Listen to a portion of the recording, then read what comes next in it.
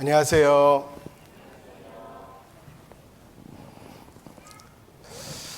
오늘도 함께 해주신 여러분께 감사드립니다.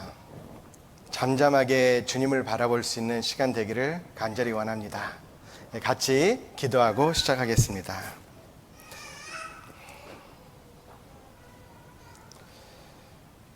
살아계셔서 역사하시며 지금 이 시간에도 우리와 함께 계신 하나님 아버지, 마음속 깊이 주님께 간절히 원합니다. 오늘 참석한 모든 사람들이 전해지는 말씀을 통해서 하나님을 보고 하나님을 만날 수 있도록 도와주시고 인도하여 주시옵소서. 하나님께 더욱 한 걸음 나가는 시간 될 수 있도록 도와주시고, 성경을 통해서 우리가 그렇게 찾았던 영원한 생명을, 영원한 행복을 얻을 수 있으리라는 희망이 싹트는 시간 될 수 있도록 도와주시옵소서. 세상에 많은 분유함이 있고 슬픔이 있고 어지러움이 있고 어려움이 있다 할지라도 오늘 이 시간만큼은 잠잠하게 주님을 바라볼 수 있는 시간 될 수 있도록 도와주시옵소서. 각 사람의 마음을 아시는 주님께서 합당한 말씀과 합당한 은혜가 내려지길 원하며, 또 하나님 아버지의 말씀을 전하는 자의 입술 주님께서 주관하여 주셔서 하나님 아버지의 말씀만을 담대하게 힘있게 쉽게 전할 수 있도록 주님 도와주시고 인도하여 주시옵소서. 우리 구주 예수님의 이름으로 기도드립니다. 아멘. 시작하는 말씀 시편 8편 3절에서 4절입니다. 시편 8편 3절에서 4절입니다.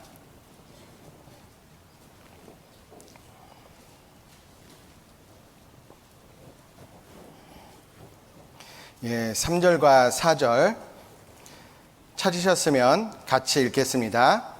주의 손가락으로 만드신 주의 하늘과 주의 베풀어 두신 달과 별들을 내가 보오니, 사람이 무엇이간데 주께서 저를 생각하시며 인자가 무엇이간데 주께서 저를 권고하시나이까. 어제 말씀을 통해서 하나님께서 이 세상, 이 우주 만물을 창조하신 하나님이다 라는 것을 말씀드렸습니다. 3500년 전부터 기록되기 시작해서 1900년 전에 완성된 그 성경 말씀에 최근의 기술로 과학으로 알게 되었던 사실이 너무나도 구체적으로 쓰여져 있다라는 것. 그러면 3500년 전에 모든 우주의 비밀을 알고 계신 분, 사람이 아닙니다. 바로 하나님이고, 성경의 하나님이 우주 만물을 창조하시고 또 우리를 만드셨다라는 것, 어제 증거를 통해서 함께 나누어 보았습니다. 그런데 사람의 진짜 가치가 무엇일까? 존귀에 처하나 깨닫지 못하는 사람은 멸망하는 짐승과 같다라고 말씀하셨는데, 사람은 참으로 존귀한 죄예요. 지극히 귀한데 그 존귀하고 귀중한 것을 알지 못하면 멸망하는 짐승, 아니 그보다 더 못한 그런 존재가 될 수 있습니다. 그러면 사람이 어째서 귀하냐, 어째서 존귀하냐?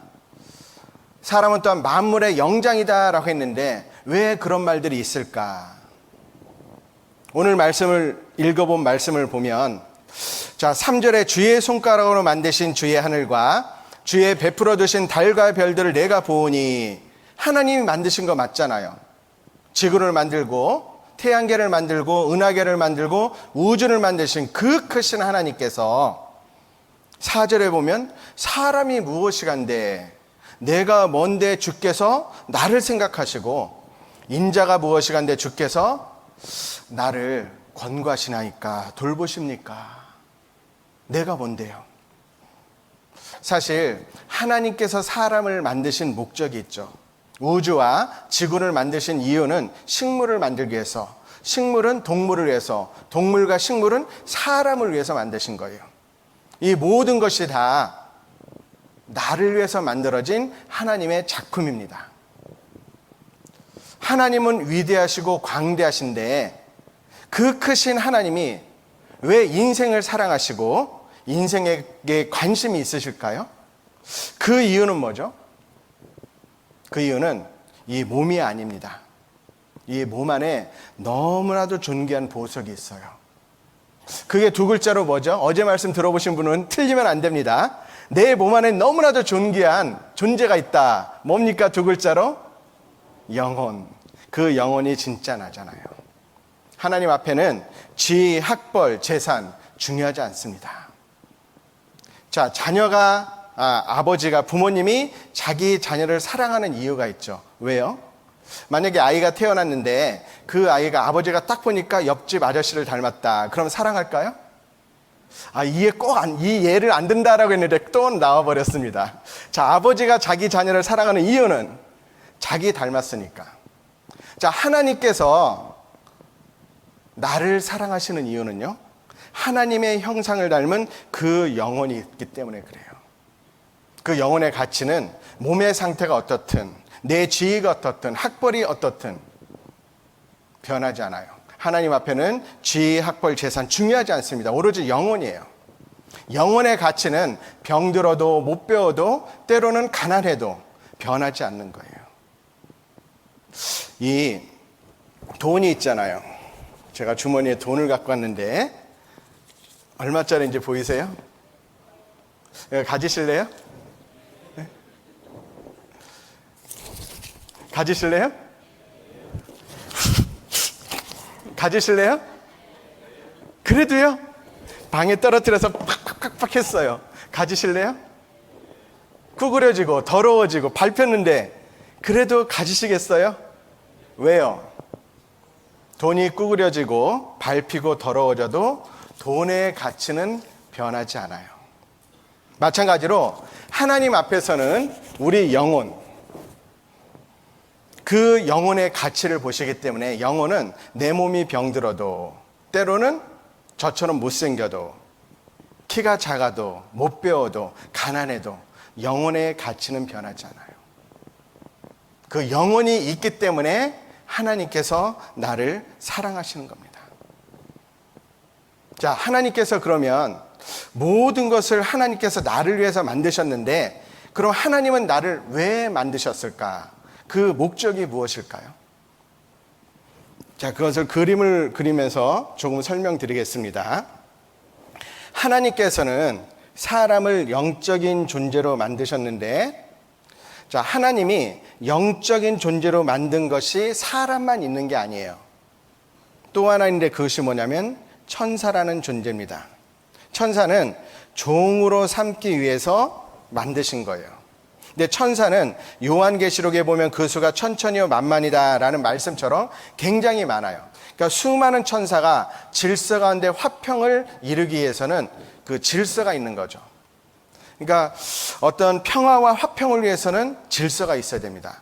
가정의 평화를 위해서는 가정의 질서가 있어야 되죠. 아버지가 가정이 되고 어머님이 도와주고 그리고 자녀들이 순종하는 그런 가정 가운데 가정의 평화가 이루어지는 것처럼, 자, 수많은 천사들의 평화를 위해서는 질서가 있는데 그 중에 이제 천사장들이 나타나요. 이 천사장 중에 보면은 이제 기쁨의 소식을 전하는 천사장이 있는데 그게 가브리엘 천사입니다. 근데 이 밑에는 수많은 천사들이, 부하 천사들이 있는 거예요. 그리고 또 하나의 천사가 전쟁의 천사인데 미카엘이다라는 천사가 있어요. 여기에도 수많은 천사들이 있어요. 그리고 또 하나의 아름다운 천사가 있는데 그 천사는 루시퍼라는 천사입니다. 여기는 성경에 보면 특별히 모든 천사의 3분의 1의 천사들이 루시퍼에게 속합니다. 성경 이사야 14장 12절의 말씀에 보면 이 루시퍼가 너무 아름답고 너무 잘났기 때문에 교만해져서 이 모든 천사 중에 자기가 제일 높은 천사가 되겠다라고 교만하다가 나중에는 자기가 하나님처럼 되겠다라고 해서 하나님께 도전합니다. 그래서 하나님께서 이 루시퍼와 그를 따르는 3분의 1의 천사를 보내시려고 만든 것이 바로 지옥이에요. 그런데 루시퍼와 천사들은 아직 지옥에 보내지 않았습니다. 특별한 목적이 있었죠. 그 이후에 하나님께서 사람을 만드셨는데 사람을 만드신 목적은 영원한 천국에 데려가서 영원한 사랑을 나누기 위해서요. 자, 그런데 여러분, 정말 천국은 좋잖아요. 마찬가지로 예를 들자면 서울대학교 좋죠. 근데 서울대학교라는 좋은 곳에 들어가기 위해서는 시험을 봐야 되잖아요. 그래서 마찬가지로 하나님도 천국에 우리를 데려가시기 위해서 시험을 보시게 하셨어요. 시험하면 어렵게 생각하는데 예를 들어서 하나의 선택입니다. 자, 사랑에는 조건이 필요할까요? 필요 없을까요? 필요하죠. 남자와 여자 딱 둘만 있어. 서로 사랑해라. 그런 사랑보다 많은 여자와 많은 남자 사이에 한 남자가 한 여자를 선택하고 그 여자가 한 남자를 선택했을 때 이루어지는 사랑. 아름답잖아요. 그게 사랑이잖아요. 하나님도 사람과 함께 그러한 사랑을 나누기를 원하셨어요. 그래서 사람에게 선택할 수 있는 권한을 줬습니다. 쉽게 말하면 자, 하나님을 선택할 거냐 또는 마귀를 선택할 거냐. 그래서 마귀를 그냥 두신 겁니다. 그래서 그 선택의 기준으로 하나님께서 에덴 동산을 창설하시고 거기에 첫 번째 남자 이름이 뭐라고요? 어제 졸지 않았으면 잘 대답할 수 있을 텐데 조는 사람이 꼭 이렇게 대답해요. 예, 첫 번째 남자 이름은 마담인가? 아니죠. 아담. 그리고 첫 번째 여자 이름은 하와. 그리스 말로 뭐라고요? 이브. 자, 아담과 하와를 이제 창설하신 에덴 동산에 두시고 거기에 에덴 동산의 수많은 나무에 실과를 맺히게 하시고 다 먹어라. 그리고 동산 중앙에는 선악을 알게 하는 나무의 실과와 그리고 또 생명나무를 심었어요. 그래서 하나님이 조건을 붙였죠. 너 선악을 알게 하는 나무의 실과는 먹지 말아라 라고 말씀하셨어요. 이게 조건이죠. 자, 남자와 여자가 만나서 사랑을 이룰 때 사랑을 지키기 위한 조건이 있죠. 결혼해서 둘이 사는데 조건이 뭐예요? 바람 피면 안 되잖아요. 그런 것과 마찬가지로 조건이 있었던 거예요. 하나님과의 사랑을 이루기 위해서는 선악과 먹지 말고 생명나무를 먹어라. 그런데 그 당시에 에덴 동산에서 제일 아름다운 동물이 있었어요. 그 동물 이름이 뭐냐면 비암이었습니다. 뱀. 뱀은요, 지금은 징그럽지만 그 당시엔 진짜 귀여웠어요. 그래서 하와와 친구가 되었는데 이제 그 뱀 속에 마귀가 들어간 겁니다. 그래서 하와를 유혹을 했어요. 그래서 그 하와는 결국 마귀의 게임에 넘어가서 선악과를 먹었고 그 먹은 선악과 그것을 다시 자기 남편 아담에게 주었고 그래서 사람은 결국 선악과를 먹어서 죄를 짓게 된 거예요. 즉 사랑의 실패죠.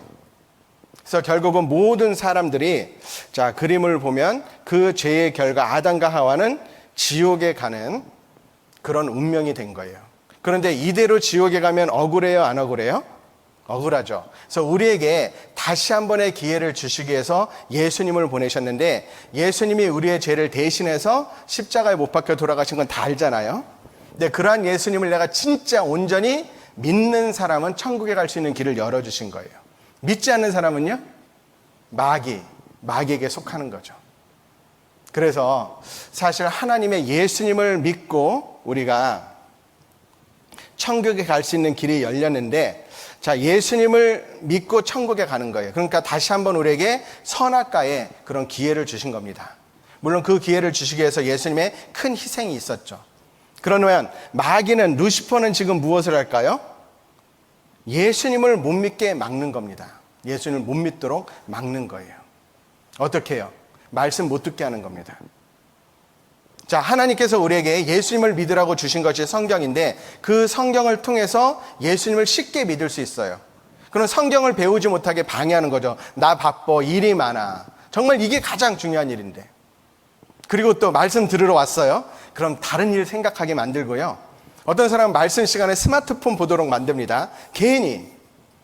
정말 중요한 건 말씀 듣는 건데. 그리고 어떤 사람은요, 가끔 가다가 지금 이 자리엔 그런 분이 안 계신데 너무 많이 막 써요.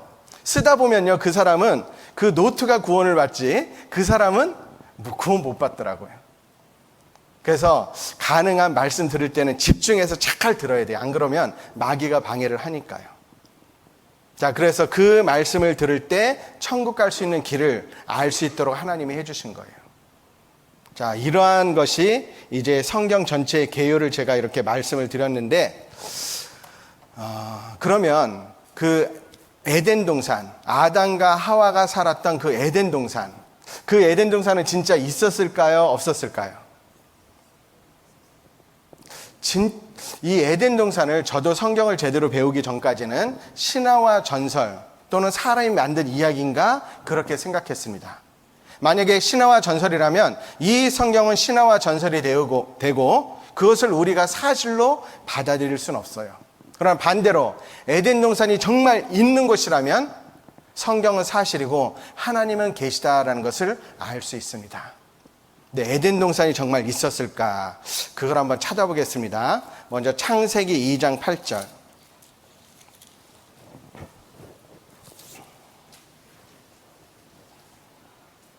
창세기 2장 8절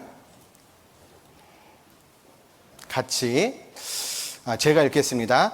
여호와 하나님이 동방의 에덴에 동산을 창설하시고 그 지으신 사람을 거기에 두시고 여호와 하나님이 그 땅에서 보기에 아름답고 먹기에 좋은 나무가 나게 하시니 동산 가운데에는 생명나무와 선악을 알게 하는 나무도 있더라. 10절 같이 읽겠습니다.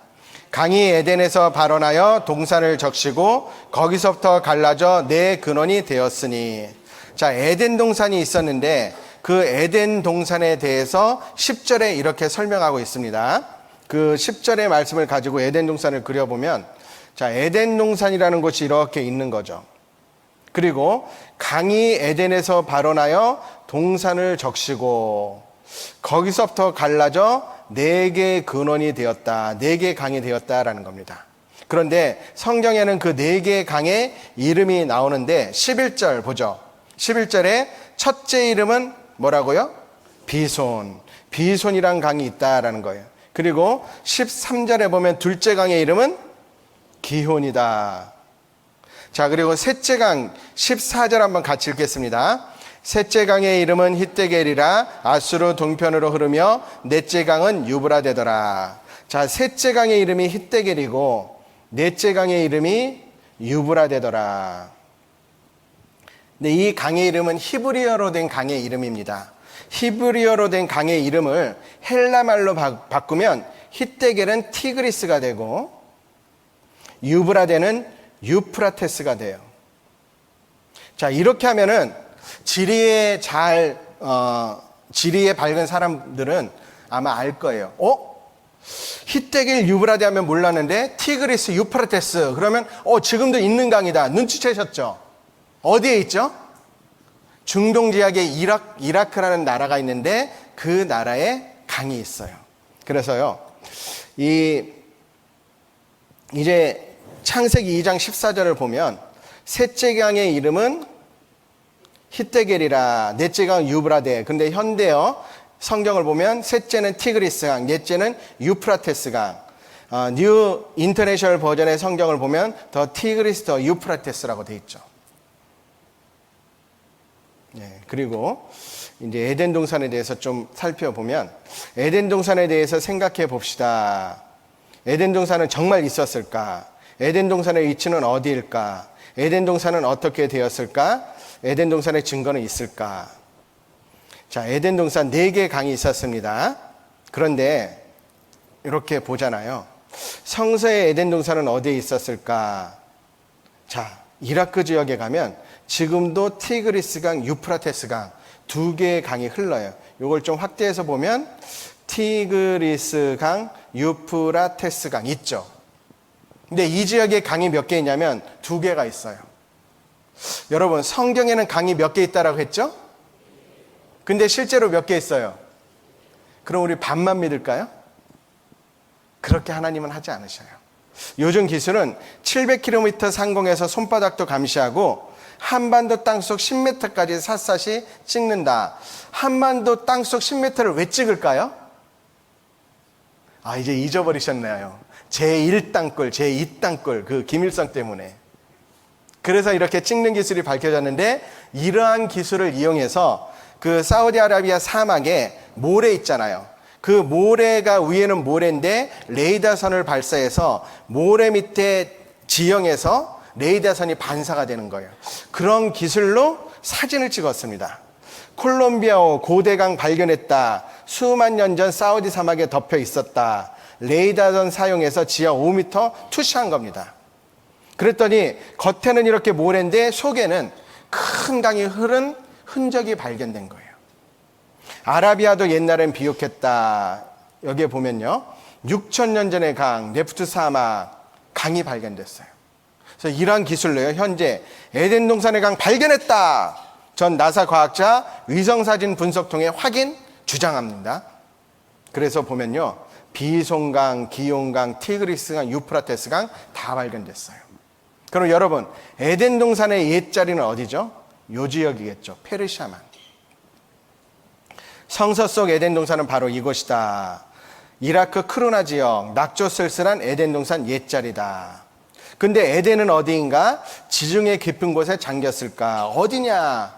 근데 페르시아만, 지금 페르시아만이다라는 바다죠. 자, 이 에덴 동산은 지금의 페르시아만이다. 에덴 동산은 메소포타미아에 있었다. 사막으로 변한 7,000년의 호수, 사하라에 부는 물바람, 사하라 사막에 자리 잡고 있는 타실리 나제르의 사암 고원은 사하라가 습하고 푸르렀을 때 흐르던 강물의 강한 침식 작용에 의해서 깎였습니다. 자, 인류 최초 문명 무너진다. 이라크와 미국의 전쟁이 있을 때 에덴 동산 바벨탑, 노아의 부대 등 이라크 내 유적 1만여 곳 있다라는 거죠. 사하라는 녹색 초원이었다. 자, 지금도 미국의 요세미티 국립공원에 가보면 세카이어라는 나무가 키가 100m 이상, 엄청 크죠. 그렇다면 에덴 동산의 나무는 얼마나 더 컸을까요? 자, 그 많은 나무들이 있었고 사우디아라비아 사막에 가서 보면 동굴이 있어서 벽화를 봤더니요, 많은 동물들, 사람들, 그리고 이런 지역이 있었던 거예요. 사막에서 여러분 배 타요, 안 타요? 근데 사막 지역에 배의 벽화가 있다는 것은 옛날에 강이었다라는 거잖아요. 근데 이 많은 동물과 강과 사람들이 에스겔 성경 말씀에 보면 내가 에덴 나무와 함께 지하에 내려갈 것이요. 퀴즈! 에덴 동산은 이 성경 말씀에 의하면 어디로 내려간 걸까요? 지하에 내려갈 것이요. 그리고 16절에 보면, 자, 물대임을 받은, 같이 읽겠습니다. 에덴의 모든 나무, 곧 레바논의 뛰어나고 아름다운 나무들로 지하에서 위로를 받게 하였느니라. 이 에덴 동산이 저주를 받아서 그 천사들에 의해서 지켜지다가 지하로 내려갔다라고 성경은 말씀하고 계셔요. 그러면요, 많은 나무와 많은 동물들이 있었는데 그것이 지하로 내려가면 이것은 석유가 생길 수 있는 조건이 되는 겁니다. 그러면 에덴 동산 옛자리에서 석유가 나오면 성경 사실이 아니에요. 사실이죠. 확인해 보는 거예요. 전 세계의 70%에 해당하는 석유가 어디서 나오죠? 중동. 바로 사우디아라비아, 이란, 이라크, 쿠웨이트. 그런데 여기가 에덴 동산 옛자리인데 여기 삼각형 있잖아요. 보이시죠? 여기가 바로 석유가 나오는 유전지대예요. 삼각형이. 이 유전지대. 그런데 사우디아라비아 넓은 땅덩어리에서 어디서 석유가 나와요? 에덴 동산 옛자리에서. 이라크의 넓은 땅에서 어디서 석유가 나와요? 에덴 동산 옛자리. 이란도 에덴 동산 옛자리, 쿠웨이트도. 즉 여기에 에덴 동산, 엄청나게 큰 동산이 있었고 그 동산이 지하에 내려갔다라는 확실한 증거잖아요. 사실이 아니에요? 성경 사실입니다. 에덴 동산은 최초의 역사 유적 수두룩 우르 주변에 인류는 한 여자애부터 왔다라는 것도 과학적으로 입증이 되었고, 그리고 아담도 실제로 있었다, 한 남자에게서 시작됐다라는 증거도 있는 거예요. 여기에 보면 과학자들의 발표입니다. 에덴 동산은 존재했다, 존재했을 것이라고 얘기하네요. 존재했어요. 왜? 사실이니까. 그래서 자, 에덴 동산 동영상 한번 같이 보겠습니다.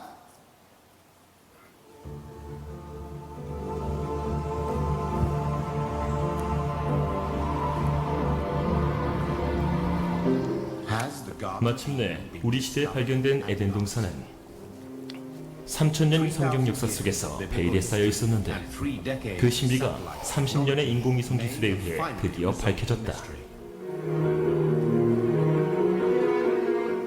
성경에서는 에덴 동산의 위치가 이곳의 근원이 되는 티그리스강과 유프라테스강과 다른 두 개의 강인 비송강과 기용강이 있는 곳이라고 묘사되어 있다. 그런데 문제는 현재 터키에 흐르고 있는 티그리스강과 유프라테스강은 시리아와 이라크에서부터 오는 강들과 근원이 틀리다는 것이다. 그리고 그곳에 비손과 기용강은 현재 존재하지 않다는 것이다. 그러나 고고학자인 지오르스 자린 교수는 이 수수께끼를 풀 수 있다고 믿었다. 그는 1971년에 최초의 고대 인류 발생지를 찾기 위해 아라비아 반도를 여행하였다. 그리고 그는 사우디아라비아가 과거에 항상 사막은 아니었음을 밝혀내었다. 고대에는 아라비아가 지금보다 훨씬 물이 풍부했을 것입니다. 티그리스와 티그리스 강이 웨디 버틴 델타, 즉 아라비아의 배꼽인 지점으로 흘러서 만납니다. 실로 놀라고 엄청난 강의 흐름이 아라비아 지역에 물을 공급하였고 북동 아라비아까지 전개되었습니다. 그래서 저는 고고학적, 지리학적인 측면에서 더욱더 초점을 맞추기 시작했습니다. 연구 과정에서 자린 교수는 인공위성에서 찍은 사진을 토대로 땅의 지형을 밝혀내게 되었다. 이것은 놀라운 발견이었다. 이 사진을 통해 화석화된 두 개의 강을 발견할 수 있었다. 지금은 말라버린 강들이다. 그곳은 현재 사우디아라비아와 이란에 위치하고 있다. 이 강들이 과연 성경에 나오는 비선과 기용강의 흔적인가? 성경에는 네 개의 강들은 한 군원에서 만난다고 묘사되어 있다. 자린 교수는 지하에서 티그리스와 유프라테스 강이 페르시아만을 향해 흘러서 서로 만난다고 믿는다. 현재 이들의 강들은 같이 만나고 있지는 않지만 과거에 해수면이 아주 낮았을 때에는 서로 만났을 것이라고 한다.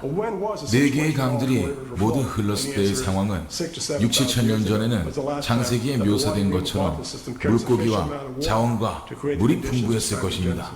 그래서 처음에는 페르시아만의 시작점이 에덴 동산에 위치했던 곳이고 하나가 네 개의 강으로 나눠졌다고 말할 수 있습니다. 자린 교수팀은 계속해서 아담과 이브와 에덴 동산에 무슨 일이 있었는지 밝혀내었다. BC 6000년경의 해수면은 지금보다 적어도 150m 정도는 낮았다는 것이다. 그리고 페르시아만은 해수면보다 높은 하나의 계곡이었다. 네 개의 강들은 강 쪽으로 흘러서 마침내 하나의 강과 만나게 되는데 이 지점이 비옥한 땅, 바로 성경에 나오는 에덴 동산이라고 말할 수 있다. 성경에서 기록된 말씀과 고고학자들의 발견이 일치하고 있습니다. 왜요? 사실이니까. 그래서 자, 세계 석유 70%가 나오고 세계 문명의 발상지, 4대 문명 발상지를 아십니까? 모르셔도 돼요. 제가 설명드릴 거니까. 메소포타미아 문명, 황하 문명, 인더스 문명, 이집트 문명. 이 문명 가운데 가장 오래된 문명이 메소포타미아 문명입니다. 근데 메소포타미아가 두 강 사이라는 뜻이에요. 바로 에덴 동산, 가장 오래된 거죠. 성경 사실이잖아요. 에덴 동산 있었어요, 없었어요? 지금도 있잖아요. 성경 사실입니다. 이것이 사실이다라는 것은 하나님 말씀 성경이 사실인 것을 우리에게 보여주는 거예요. 하나님께서는 처음부터 모든 것을 만드셨지만 악을 만드신 건 아닙니다. 자, 마귀도 천사도 영적인 존재이기 때문에 그 영적인 존재가 있어서 자유의지와 선택할 수 있는 거예요. 근데 그 중에 루시퍼와 그를 따르는 3분의 1의 천사들은 그 자유의지를 가지고 악을 선택하고 그래서 악을 만든 겁니다. 그런데 그 결과 3분의 1의 천사들은 귀신이 된 거고요. 귀신의 존재들. 그 루시퍼는 사단 마귀라고 불립니다. 근데 그들은 지옥에 가는 존재가 되는 거예요. 그런데 자기들만 지옥 가기가 억울하니까 사람들을 유혹해서 같이 가려고. 지금도 우리를 유혹합니다. 볼까요? 유혹받고 있는 사람이 있을 거예요. 졸리신가요? 마귀의 유혹이에요. 허벅지를 콱 꼬집으세요. 여러 가지 방법으로 유혹하는 거예요. 요한계시록 12장 9절에 마귀는 천하를 깨는 자다. 그래서 우리를 천국 못 가게 하려고 돈, 명예, 인기, 권력 등으로 계속 유혹해요. 결국 마귀를 따라가서 행복하다라고 하는 사람은 한 사람도 없습니다. 마귀를 따라가다가 하나님 없이 살아가는 인생, 그러다가 인생이 끝나면 남는 것이 뭐가 있죠? 허무하잖아요. 너무 허무하잖아요. 다 흙으로 말미암았으므로 다 흙으로 돌아가나니 다 한 곳으로 가거니와. 흙으로 가는 그 인생만 생각하면 너무 허무하잖아요. 어떤 어르신이 그러더라고요. 어르신 인생이 어떻습니까? 라고 여쭤봤더니 그 인생이 꼭 양파와 같대요. 양파, 담아내기 아시죠? 왜 그렇습니까? 라고 여쭤봤더니 이 양파의 껍질이 있잖아요. 껍질을 벗겨보면 또 껍질이 있죠? 그래서 이 양파의 껍질을 벗겨보고 다 벗겨봐도 이제 남는 건 나중에 하나도 없이 눈물만 남더라. 매워서요. 그것과 마찬가지로 우리 인생 뭐가 있는 것 같아서, 얻을 수 있는 것 같아서 그렇게 열심히 성실하게 힘차게 살아가는데 끝까지 살다 보면 남는 거 하나도 없고 공수의 공수거다. 수고와 슬픔만이 남는 것이 우리의 인생이다라는 거예요. 예를 들어볼까요? 사람들이 내가 이것만 있으면 행복하다라고 여기는 것들이 있으시죠? 돈, 명예, 인기, 권력. 근데 하나님께서는 그것이 행복의 조건이 아니다라는 것을 말씀하시기 위해서 한 사람을 선택하셔서 그 사람에게 모든 것을 다 준 것이 성경에 나옵니다. 성경에서 하나님의 말씀을 잘 순종해서 그 당시에 이스라엘 이외에 유럽 전역을 정복했던 왕이 나와요. 그 왕의 이름은 다윗 왕입니다. 그 유럽 일대를 다 정복했어요. 그 당시에 세계를.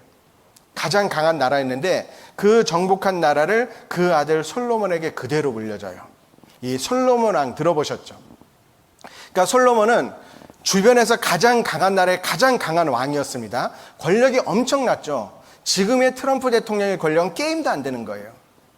그러니까 그 권력이 있으니까 어땠습니까? 주변의 나라에서 우리나라 좀 잘 좀 봐주세요 해서 조공을 바치기도 하고, 그리고 이 솔로몬은 또 머리가 좋아서 돈을 굉장히 많이 벌었어요. 그래서 솔로몬 시대에 웬만한 건 다 금으로 만들었습니다. 컵도 금으로 만들고 뭐 칠판도 아마 금으로 만들었을 거고, 그 당시에 있었다면 다 금으로 만들었어요.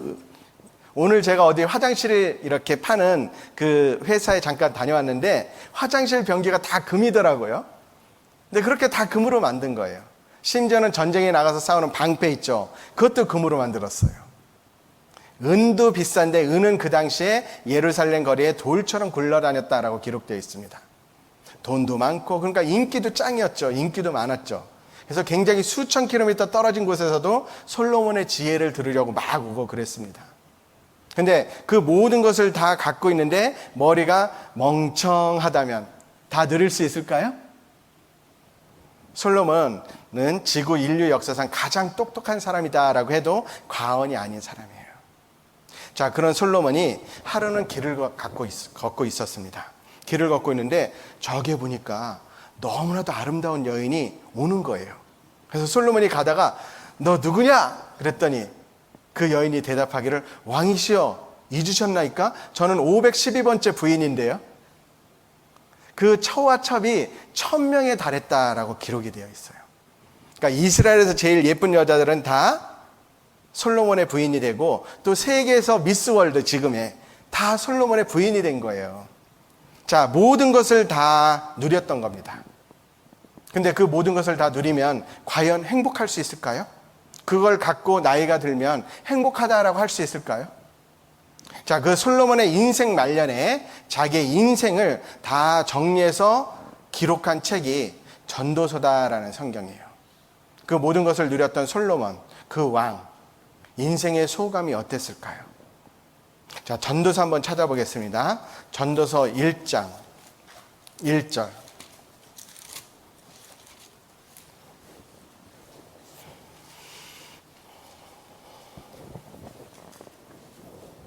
전도서 1장 1절 같이 읽겠습니다. 다윗의 아들 예루살렘 왕 전도자의 말씀이라. 다윗의 아들로 예루살렘 왕이 된 사람은 솔로몬. 솔로몬은 자기가 전도자다. 그래서 전도서를 기록했는데 2절에 그 인생 소감이 나옵니다. 같이 읽겠습니다. 전도자가 가로되 헛되고 헛되며 헛되고 헛되니 모든 것이 헛되다. 솔로몬이 고백하는 거예요. 헛되고 헛되며 헛되고 헛되니 모든 것이 헛되도다.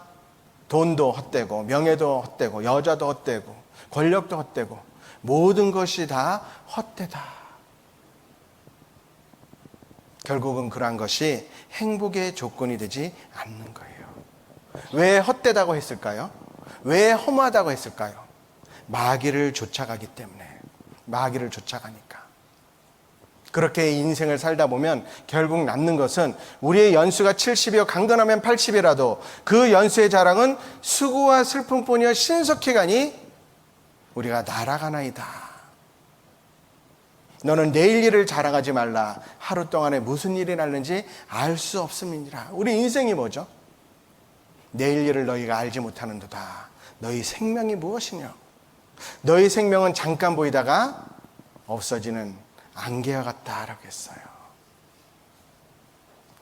많은 사람들이 자기 행복의 조건을 위해서 열심히 살아가죠. 어떤 학생은요, 고등학교 때 엉덩이에 물집이 잡히도록 그렇게 공부를 했어요. 그래서 원하는 대학을 들어가려고 했는데 실패를 한 거예요. 그래서 오수한 끝에 드디어 원하는 학교에 들어갔어요. 그 학생의 소감이 어땠을까요? 한번 같이 보도록 하겠습니다. 요즘에 요 프로 좀 유명하죠? 효린의 민박. 거기서 나온 글입니다.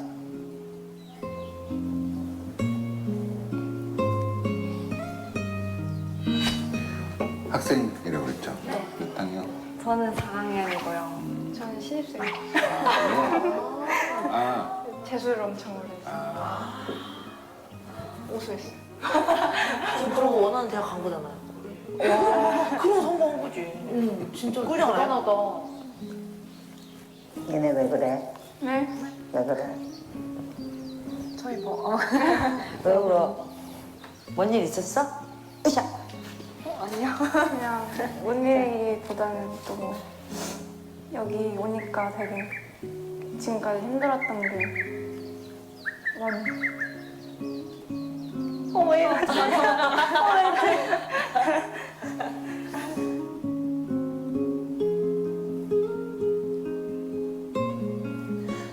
왜 이러지? 왜 뭐가 그렇게 힘들었는데?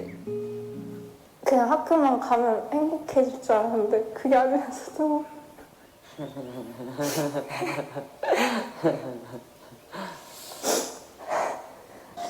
오빠, 왜 그렇게 심각한 얼굴로 앉아있어? 한 시간 간대. 왜? 바람이 싹 부는 게 좋은데 난 그래? 뭐 그렇게 고민이래? 대학만 가면 모든 게 행복할 줄 알았다. 오빠도 결혼만 하면 모든 게 행복할 줄 알았지. 아니, 난 제대만 하면 모든 게 행복할 줄 알았어. 나는 가수로 성공하면 행복할 줄 알았는데.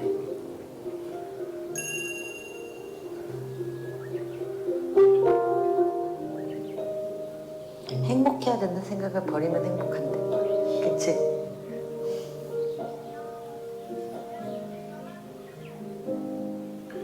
그냥 사는 거지.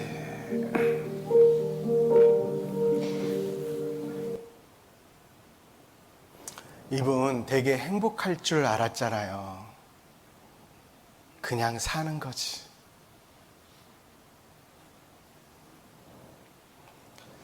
대학교 입학하면 될 줄 알았는데 결국 행복이 거기에도 없었어요. 우리 인생 어떻게 하면 행복할 수 있을까? 어린아이로 태어나요. 그래서 이 할아버지는 아이를 보면 행복한 것처럼 이렇게 행복하잖아요. 근데 이 어린아이와 할아버지의 차이는 뭘까? 시간이 지나면 이렇게 될 뿐이에요. 그렇잖아요. 어린아이로 태어나서 신나게 놀다가 사랑하는 사람 만나서 사랑을 나누고, 그래서 그 사랑이 깊어져서 바닷가에 놀러 가잖아요. 놀러 가서 뭐라 그래요? 나 잡아봐라 하면서 막 놀잖아요. 그러다가 이제 결혼하고, 근데 남는 말이 뭐예요? 화무는 11홍이다. 너무 짧은 거예요. 그 고왔던 얼굴이 어떻게 되죠? 시간 지나면 이렇게 되잖아요. 그 아름다웠던 얼굴, 브룩실즈 다 이렇게 되잖아요. 잉그리드 버그만, 시대의 아이콘, 너무 아름다웠던 여인도 시간 지나니까 변합니다. 그 고왔던 손도, 이 아름다운 육체미를 뽐내는데 시간 지나면 어떻게 돼요? 이렇게 되잖아요. 그 아주 멋있는 미남 배우들도요, 결국 이렇게 됩니다. 그렇게 될 때 이 인생을 생각하면 뒤에 있는 소와 이 할아버지의 인생은 무엇이 틀릴까요? 그러다가 이제 나이를 먹고 사랑하는 사람 한두 사람 보내고 나의 연수의 자랑은 무엇일까? 우리는 어디서 와서 어디로 가는가? 인생은 나그네 길. 최희준의 씨의 그 하숙생이란 노래 아시죠? 인생은 나그네 길 어디서 왔다가 어디로 가는가. 노래가 참 멋있더라고요. 근데 끝까지 다 불러와도 그 해답은 나오지 않아요. 온 세상 사람들에게 웃음을 주었던 그 코미디 황제 이주일 씨, 가족과 함께 못한 시간이 너무 아쉬워. 결국 그리고 고시 합격 박사 서울대 출신 9명 출가했어요. 다 덧없다. 자사랑 은행 지점장, 30대의 은행 지점장이 되면 성공한 인생인데 돌연 자살했어요. 일에 빠져 너무 많은 것 잃었다. 바보 같던 이 아빠를 닮지 말아라. 많이 가질수록 허전함이 밀려오는 거예요. 이병철 회장 떠나시던 날 세계 최고의 갑부, 이분이 떠나시는 날 6글자 남겼어요. 공수래 공수거. 빈손으로 왔다 빈손으로 가는구나. 김일성은 처녀피까지 수혈하고요. 평생 중 23년이나 병치레 했어요. 서울 여성 평균 수명 77세에 불구하고 어느 날 불쑥 날아온 해고, 먹고 살만하니까 해고당하고, 불안한 내일 40대 남자 돌연사 1위, 교통사고 사망자 수 세계 1위, 50대 직장에선 찬밥, 집에선 눈칫밥. 50대 그렇지 않은가요? 제가 50대거든요. 저는 아니에요. 예. 자, 어릴 땐 못 먹고 커서는 고생하고 늙어 사회로부터 버림받는 인생이냐. 남편 자식 번듯한데 왠지 마음이 허전하지 않던가요? 마음에 공허가 있고 마음에 폐어, 죽음은 두렵고 삶의 의욕은 없고 어떻게 해야 되느냐, 우울증에 시달리는 노인분들이 그렇게 많은 거예요. 이것도 좀 지난 자료인데 통계에 따르면 우리나라 65세 이상 노인 중 21%가 심한 우울증을 앓고 있는 거예요. 전쟁보다 자살로 더 죽는다.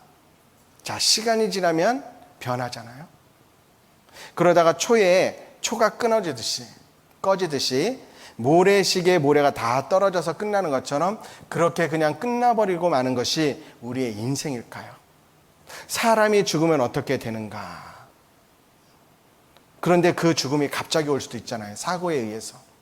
남편이 치즈하고 딱 웃으면서 사진 찍었는데 4초 뒤에 이 암벽이 무너져가지고 그 남편 보는 눈앞에서 죽음을 맞이한 거예요.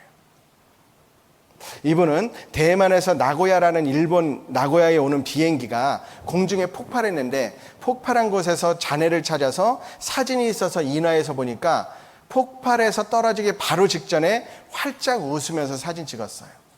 바로 뒤에 그 운명을 알았다면 이렇게 웃을 수 있었을까요? 많은 사고. 여기 계신 저 중학교 선생님인데요. 이제 우주인으로 발탁이 돼서 사람들이 다 부러워했어요. 근데 우주선이 뜨고 73초 만에 폭발했잖아요. 대구 지하철 삼풍백화점. 그래서요, 인생이 끝나면 그냥 이렇게 무덤에 묻혀서 끝나버리는 것이 과연 우리 인생인가? 인생의 결론이 이게 달까요?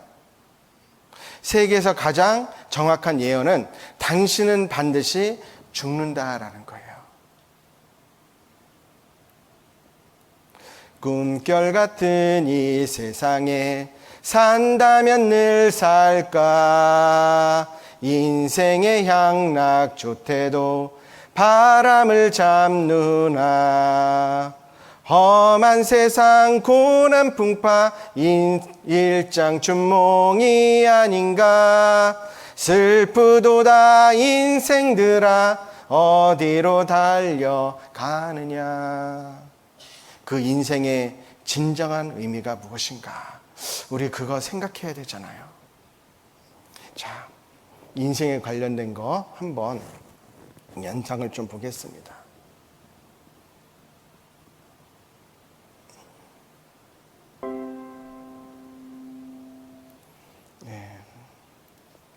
예전에 그분 있잖아요. 우리 최진실 씨. 배우 최진실 이분이 돌연 자살했잖아요. 그분 인생 잠깐 보겠습니다. 씨가 우리 곁을 떠났습니다. 다정다감한 연기로 온 국민의 사랑을 받았던 최진실 씨. 하지만 그녀가 마지막 남긴 말은 세상에 섭섭하다는 것이었습니다. 남편 퇴근 시간이면 여자하기 나름이에요. 19년 전 이 한마디로 최진실 씨는 무명 배우에서 일약 신데렐라로 떠올랐습니다. 깜찍하면서도 현명한 아내의 이미지로 새로운 여성상을 만들어냈습니다.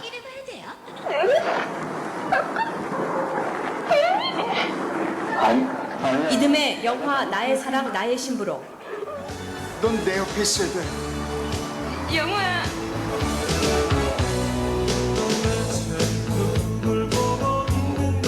(92년에는) 50%가 넘는 시청률을 기록한 드라마 질투로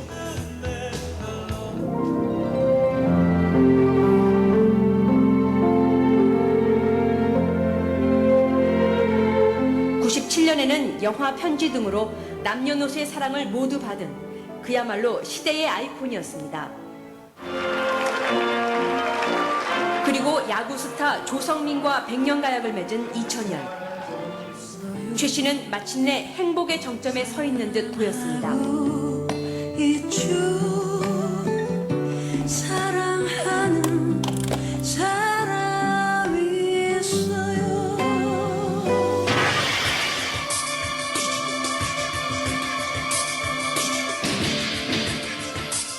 그러나 결혼 2년 만에 찾아온 파경과 함께 오히려 최악의 수렁에 빠져듭니다. 생각해왔던 꿈꿔왔던 그런 가정을 꾸릴 수도 없을 뿐더러 이혼 자체보다 더 괴로운 것은 사생활이 낱낱이 알려지는 수치였습니다. 사적인 부분에 대해서 너무 정말 여자로서 숨기고 싶은 부분까지도 오픈이 많이 됐고요. 상처를 너무 많이 크게 입었어요. 이 누나는 그런 얘기도 했어요. 힘들 때 내 주변에 한두 명의 친구라도 있으면 난 살 수 있다. 자살하지 않는다. 힘들다. 죽고 싶다. 내 팔자는 왜 이러냐. 응? 세상 어느 여자가 이런 팔자가 있냐. 이런 얘기를 수도 없이 했어요. 그러나 오뚜기라는 별명답게 최진실은 드라마로 화려하게 돌아왔습니다. 물론 주저앉을 수도 있고 숨을 수도 있었겠죠. 근데 저 같은 경우에는 여러 가지 것들이 포기하기에는 저 혼자만 있는 게 아니라 아이들도 있었기 때문에 이제는 어떤 역경에도 끄떡도 않을 것 같았던 최진실 씨. 하지만 2달 뒤 그녀는 훌쩍 팬들의 곁을 떠나버리고 말았습니다. 탤런트 최진실 씨가 아침 일찍 집에서 숨진 채 압박 붕대로 목을 매 숨진 악성 루머에까지 휩싸이면서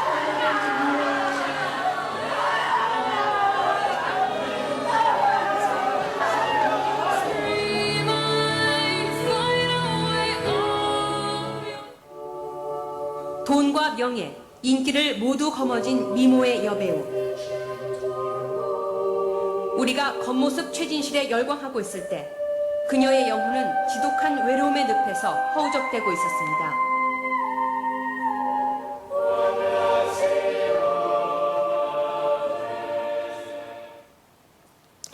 돈과 명예와 인기 그 모든 것을 가졌던 미모의 여배우. 그것도 행복하지 않았어요. 이 세상을 추구한 모든 사람들이 행복하지 않잖아요. 이런 걸 뭐 허무하지 않은가요? 여러분, 이 허무함이 해결돼야 돼요. 당신은 무엇을 믿고 가나? 무엇을 바라며 사는가? 고달픈 인생의 험한 길을 무엇을 위하여 사는가? 당신도 오시오 예수님 품으로 그 모습 그대로 새로운 인생 길로. 수고하고 무거운 짐진 자들아 다 내게로 오라. 내가 너희를 쉬게 하리라. 나는 마음이 온유하고 겸손하니 누구든지 나의 멍에를 메고 내게 배우라. 그러면 너희 마음이 쉼을 얻으리니. 이 세상에서 수고하고 무거운 짐진 자들, 우리의 인생입니다. 주님이 우리를 지금 부르고 계셔요. 내게 배우라. 그러면 너희 마음이 쉼을 얻으리니. 인생 가운데 하나님이 우리를 간절히 찾고 우리를 부르시고 계시다라는 걸 아십니까? 여러분의 인생을 가만히 살펴보면 하나님이 나를 부르시는 그 간절한 손짓을 발견할 수 있을 거예요. 하나님이 계시다는 증거가 있죠. 시편 89편 47절에 보면 나의 때가 얼마나 단축한지 기억하소서. 주께서 모든 인생을 어찌 그리 허무하게 창조하셨는지요. 이 인생을 살아오면서 마음에 느끼는 것이 허무하다라는 거예요. 참된 만족이 없다. 순간적인 행복은 있었는데 그것이 오래가지 못했다라는 거예요. 왜일까요? 여러분, 그것이 여러분의 인생 가운데 하나님이 직접 개입하신 역사신 증거입니다. 만약에 자기 인생이 자기 생각과 자기 계획대로 쫙 풀리면 하나님 찾을까요? 안 찾을까요? 절대 안 찾죠. 안 찾기 때문에 하나님은 그 인생 가운데 직접 개입하셔서 예레미야가 3장 33절에 보면 여기 있습니다. 주께서 인생으로 고생하며 근심하게 하심이, 하나님이 내 인생에 직접 개입하셔서 고생하고 근심하게 하신 거예요. 내 계획과 내 생각대로 내 인생이 풀리지 않게 하신 거예요. 왜? 여기 보면 그것이 본심이 아니시로다. 고생하며 근심하게 하려고 그러신 게 아니에요. 내 생각과 내 계획대로 내 인생이 쫙 풀리면 하나님 찾지 않고 결국은 마귀에게 속아서 지옥에 가니까 수고와 슬픔과 고생과 근심을 주셔서 정말 하나님이 계시다면 저 도와주세요. 그래서 하나님을 만날 수 있도록 그렇게 인도하시는 하나님의 섭리예요. 천하의 범사가 기한이 있고 모든 목적이 이룰 때가 있나니. 이 세상에 태하는 목적이 있죠. 인생이 왜 허무할까요? 그 목적을 모르기 때문에. 자, 인생의 존재 가치는 나를 만드신 하나님을 찾고 그 목적에 맞도록 천국에 가는 거예요. 근데 한평생을 형통하게 지내면 하나님을 찾지도 않고 삶의 진정한 목적에 관심을 갖지 않을 거 아니에요. 그래서 일평생을 고생하며 근심하며 수고와 슬픔 가운데 살게 하시는 거예요. 그러면 고생하며 근심하는 가운데 내가 정말 하나님을 만난다면 그럼 만족할 수 있을까요? 행복할 수 있을까요? 하나님을 만나면 알아요. 하나님이 나에게 이러한 것을 주시려고 수고와 고생, 슬픔을 주셨구나. 그래서 오히려 과거에 실패했던 거, 그런 걸 오히려 다 감사로 바꿀 수 있는 그 능력이 있는 거예요. 저는 어렸을 때 이제 초등학교 되기 전까지는 이제 어머님 품에 있다가 부모님 품에 있다가 부모님이 이제 따로 이렇게 헤어지셔가지고 할머니하고 같이 살다가요. 부모님이 이제 초등학교 2학년 때 다시 합치신다고 해서 이제 1년 동안 같이 합쳤는데 결국은 이혼하셨어요. 그래가지고 이제 아버지 쪽에 있다가 병이 들어서 다시 어머니 쪽으로 왔다 갔다 하다가요. 그러다가 이제 중고등학교 시절은 굉장히 불우하게 지냈습니다. 먹을 게 없어서 며칠 굶기도 하고 학교에 가면요 친구들이 저를 싫어해요. 왜냐하면 전 밥만 싸갖고 가서 반찬 다 뺏어 먹었거든요. 키는 작은데 살기 위해서는 그렇게 되더라고요. 그리고 교문 밖에 나가면 빚쟁이가 막 기다리는 거예요. 그렇게 살다가 이제 그래도 나름대로 공부해서 가고 싶은 대학은 있었는데 실력이 받쳐주지 않았기 때문에 못 가기도 하고 그렇게 사회에 진출해서 살다가요. 이제 긴 얘기는 못 드리겠고 30살이 됐을 때 제가 이사를 몇 번 했나 한번 세봤어요. 30살 때 이사를 한 것이 29번 했더라고요. 그러다가 그런 인생 가운데 33살이 됐을 때 성경을 통해서 하나님 만났거든요. 하나님 만나고 다 바뀐 거예요. 저 혼자만 생각할 때 그때 부모님이 내가 초등학교 2학년 때 이혼하지 않으셨다면 내 개인으로 생각할 때 큰일 날 뻔했다. 그럼 지금 하나님 못 만날 수도 있었겠네. 그때 내가 원하는 대학에 들어갔다면 큰일 날 뻔했다. 나 그럼 하나님 못 만날 뻔했겠다. 그 모든 인생의 아픔, 슬픔, 실패가 다 감사로 바뀌는 거예요. 여러분 정말 하나님을 만나시면 그때 아는 거예요. 아, 하나님이 나에게 이것을 주시려고 나에게 이런 고통을 주셨구나. 인생의 고통의 의미, 수고의 의미를 진짜 알게 되는 거예요. 그리고요, 그 예수님을 만나면 그 어떤 환경에서도 행복할 수 있는 거예요. 진짜로요. 큰 병이 들어도 행복할 수 있는 거예요. 손과 발이 없이 태어나도 행복할 수 있는 거예요. 만약에 여러분 두 팔 두 다리가 없다면 행복할 수 있을까요? 어떻게 생각하세요? 예, 행복할 수 있어요. 예수님을 만나면. 호주에 닉 부이치치라는 분이 있습니다.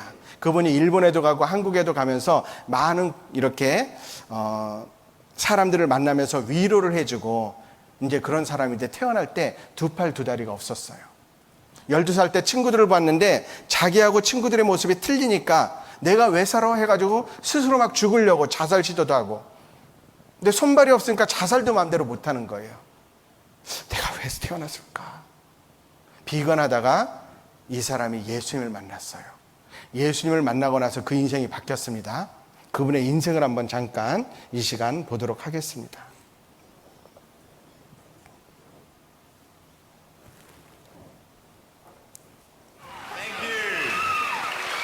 Thank you very much. Nice to see you. My name is Nick Vujicic and it's a pleasure to be with you. So I have no limbs, but I have my little chicken drumstick. And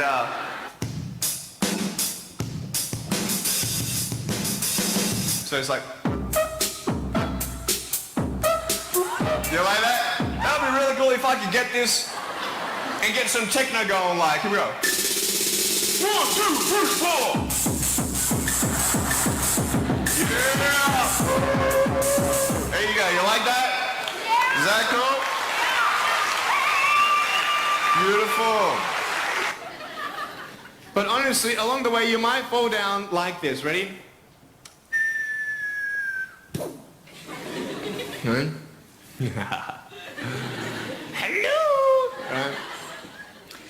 So what do you do when you fall down?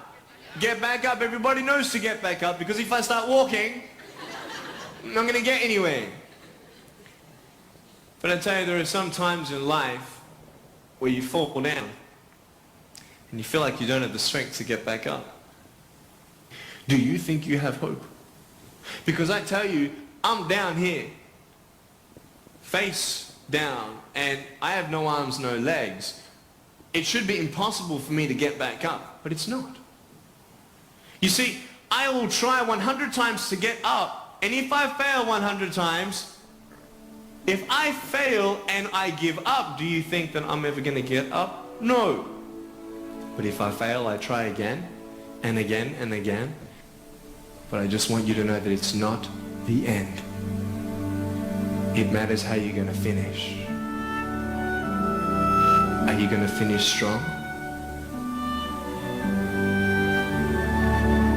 And you will find that strength to get back up. Like this.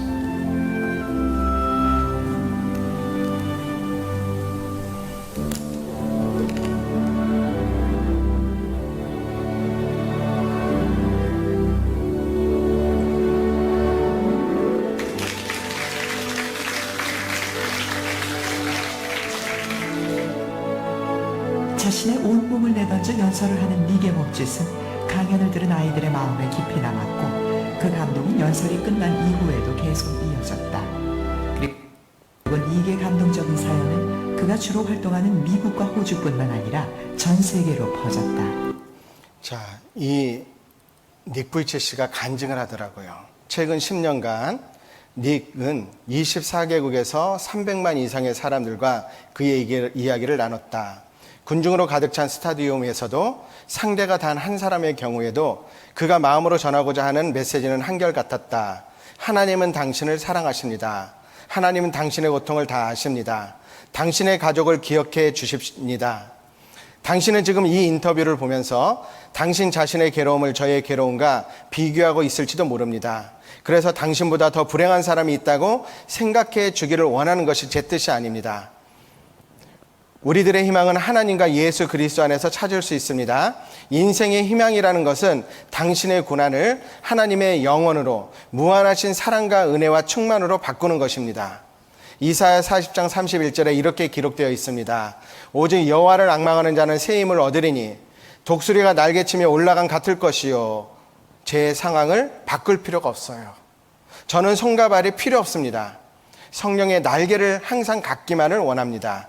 그리고 저는 날아가고 있습니다. 예수님이 저를 붙잡아 주시고 있음을 알기 때문입니다. 하나님에 대한 믿음을 포기하지 마세요. 하나님을 결코 당신을 포기하지 않으시기 때문입니다.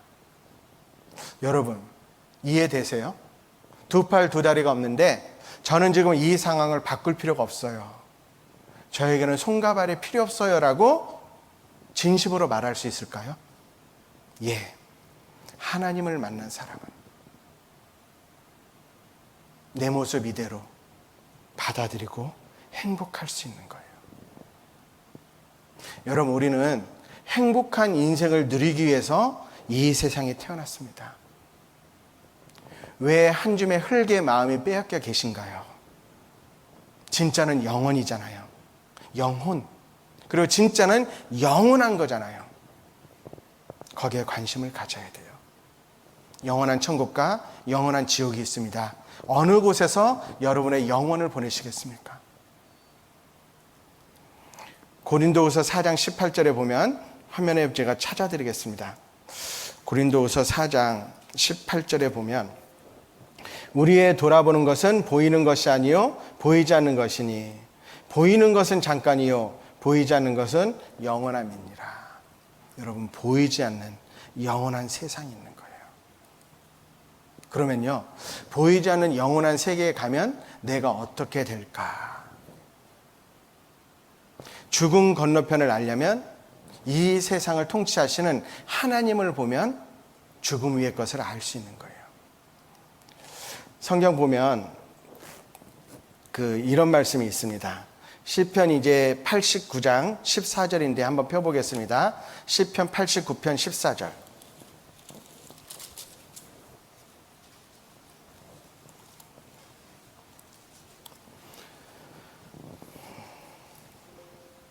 시편 89편 14절입니다.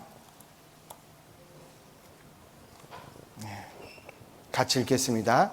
의와 공의가 주의 보좌에 그쳐라. 인장과 진실함이 주를 앞서 행하나이다.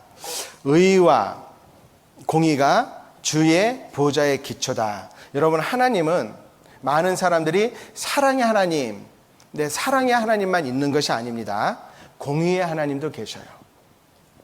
영생은 곧 유일하신 참 하나님과 그의 보내신 자 예수 그리스도를 아는 것이다. 하나님을 알아야 되는데 사랑의 하나님만 알고서는 하나님을 다 아는 게 아니기 때문에 영원한 생명을 얻을 수 없는 거예요.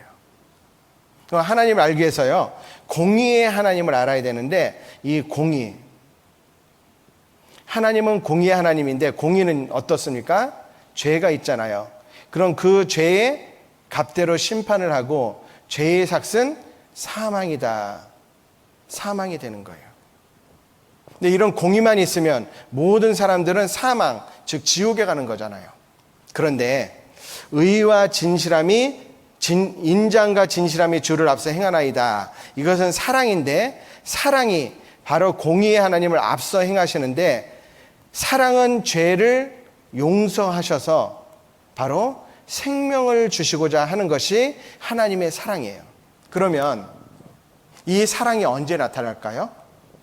사람이 자기의 죄를 알고 그 죄의 용서함을 받는 사람에게 하나님의 사랑이 나타나는 거예요.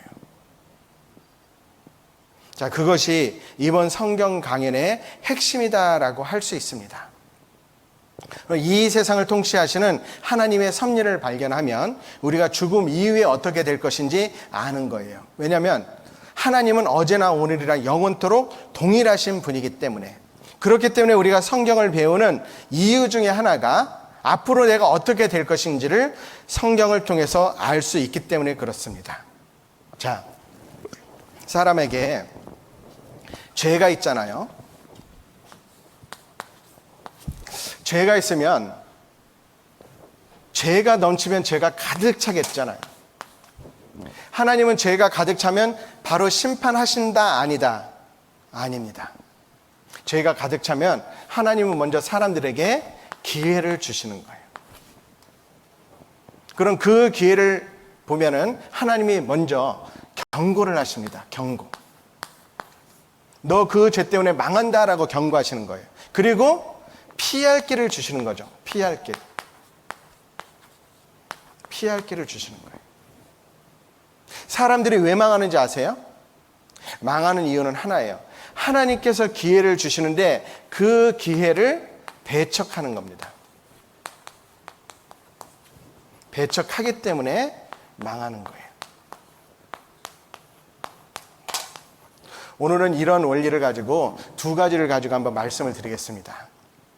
자, 아담과 하와가 에덴 동산에서 쫓겨나서 밖에 나가서 이제 자녀들을 낳기 시작했어요. 근데 아담과 하와는 몇 살 때부터 자녀를 낳을 수 있었을까요?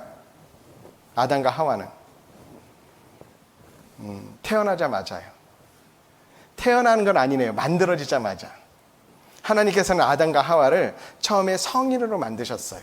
그렇기 때문에 바로 자녀를 낳을 수 있었고, 아담은 꽤 오랜 시간 살았기 때문에 900살 넘게 살았기 때문에 많은 자녀를 낳았어요. 그래서 그 자녀들이 이제 계속 번성해서 수십억 명이 됐을 때가 있습니다. 그때 많은 사람들이 이제 하나님을 잊어버리고 하나님의 창조 목적을 생각하지 않고 먹고 마시고 낳고 그러면서 시집가고 장가가면서 하나님을 생각하지 않았어요. 자, 하나님을 생각하지 않는다는 그 자체가 사실은 큰 죄거든요. 그래서 사람들이 하나님께서 모든 사람을 멸망해야겠다라는 사건이 이제 성경에 나오는데, 그것이 성경에 나오는 노아 시대의 이야기입니다. 그래서 하나님께서 노아에게 이제 노아는 당시의 의인이다, 자기의 죄를 알고 뉘우쳐서 용서함을 받은 사람이에요.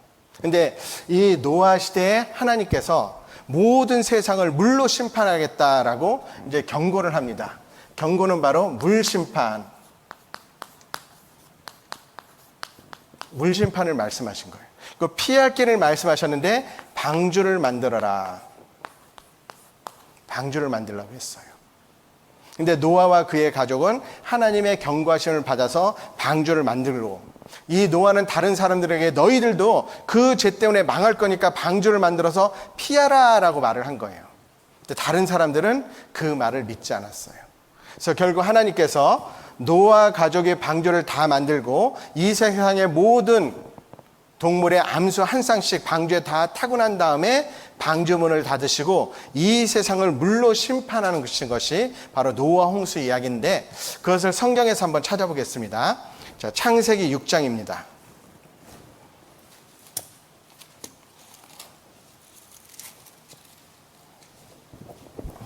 창세기 6장 5절.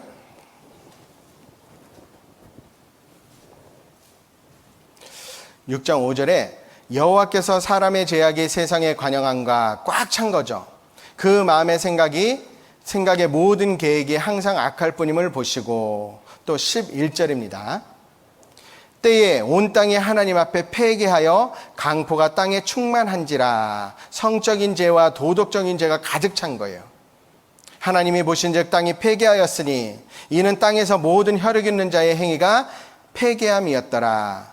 하나님이 노아에게 이르시되 모든 혈육 있는 자의 강포가 땅에 가득하므로 그 끝날이 내 앞에 이르렀으니 내가 그들을 땅과 함께 멸하리라. 너는 잣나무로 너를 위하여 방주를 짓되 그 안에 칸들을 막고 역청으로 그 안팎에 칠하라. 그 방주의 제도는 이러하니 장이 300규빗, 광이 50규빗, 고가 30규빗이며 거기 창을 내되 위에서부터 한 규빗에 내고 그 문은 옆으로 내고 상중하 3층으로 할지니라.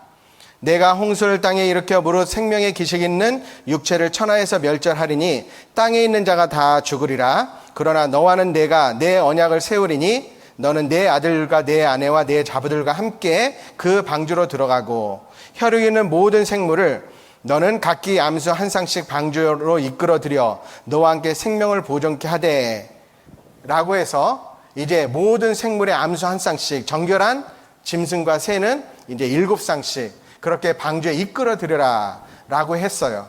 그래서 노아는 하나님의 말씀을 순종해서 방주를 만들었고 방주가 완성이 되니까 전 세계 모든 종류의 동물, 짐승, 새가 암수 한 쌍씩 자기가 그냥 막 들어온 거예요, 방주로. 그런데 다 들어오고 나니까요, 하나님께서 그 방주문을 탁 닫아버리셨어요. 닫아버리고 나서 일주일 있다가 7장 17절입니다. 7장 17절에 자, 홍수가 땅에 40일을 있었는지라 물이 많아져 방주가 땅에서 떠올랐고 물이 더 많아져 땅에 창이라매 방주가 물 위에 떠다녔으며 물이 땅에 더욱 창이라매 천하의 높은 산이 다 덮였더니 천하의 모든 산이 다 물로 덮여버린 겁니다. 그래서 23절에 보면 지면의 모든 생물을 쓸어버리시니 곧 사람과 짐승과 기는 것과 공중의 새까지라. 이들은 땅에서 쓸어버림을 당하였으되 홀로 노아와 그와 함께 방주에 있던 자만 남았더라. 물이 150일을 땅에 창일하였더라. 성경 말씀은 전 세계를 하나님이 홍수를 일으켜서 물로 완전히 덮어가지고 천하의 높은 산까지 다 물에 덮여서 멸망시켰다라는 것. 이것이 바로 노아 홍수, 노아의 물심판 이야기입니다. 근데 이것이 정말 여러분 사실일까요? 어떻게 생각하세요? 자, 이것이 사실이라면 전 세계가 물에 담긴 그런 흔적이 있다면 성경 사실이잖아요. 하나님은 반드시 그 죄를 심판하신다라는 것을 알 수 있지 않습니까? 근데 노아 홍수를 보면 전 세계가 물에 덮였다라는 증거가 많이 나오는데 그 중에 하나가 바로 소금 호수와 소금 돌소금입니다. 여기에 보면요, 이 동그란 지역은 소금 호수예요. 내륙 안에 있는 호수인데 물이 짠 거예요. 그리고 세모나게 되어 있는 것은 돌소금이 나오는 겁니다. 자, 왜 그럴까 생각해 보면 이렇게 산이 있잖아요. 산이 있잖아요. 그러면 전 세계가 이제 바닷물에 이렇게 덮여버린 겁니다. 그런데 이제 지금 바닷물 없죠. 그럼 물이 어디론가 갔는데 산의 골짜기에 물이 이렇게 담겨 있는 거예요. 그러면은 이 물이 나중에 다 증발하면 여기에 뭐가 남을까요? 소금이 남겠죠. 그 물이 증발하지 않고 그대로 있으면 내륙에 있는 호수인데 이 물은 짤까요, 안 짤까요? 그래서 소금 호수가 된다. 그런 곳이 세계적으로 너무나도 많다라는 거예요. 그래서 보면요, 그리고 이 돌 사이에 암염, 돌소금이 이렇게 있는 겁니다. 볼리비아라는 나라의 우윤이라는 지역에 가면 안데스의 소금 대평원, 높이가 3,400m예요. 그럼 이게 눈이다라고 생각하는데 사실은 소금이 나옵니다. 이거 소금이잖아요, 완전히. 볼리비아 우유니에 소금 사막이 있고, 자, 그리고요, 제가 한 군데 이렇게 좀 보여드리고 싶은데 여기가 이제 한국 땅이잖아요. 지구에서 한국을 봤습니다. 근데 이 안이 내륙이잖아요. 이 내륙의 몽골이라는 나라에 이제 제가 선교 차원에서 가봤는데 거기에서 소금 호수가 있는 거예요. 그래서요, 여기 이제 쭉 해서 내륙으로 들어갑니다. 자, 이 지역인데 이 지역 보면요, 호수인데 소금 호수예요. 그래서 좀 더 가까이 가서 보면 쭉 착륙하면서 보는 겁니다. 자, 지형이 이렇게 생겼고 여기 소금 호수가 있잖아요. 여기에 제가 직접 가서 확인했거든요. 확인을 했는데 그 지형 맞는 것 같죠? 소금을, 이게 눈이 아니에요, 소금이에요. 직접 맛도 봤습니다. 자, 2번 맛을 봤는데 첫 번째,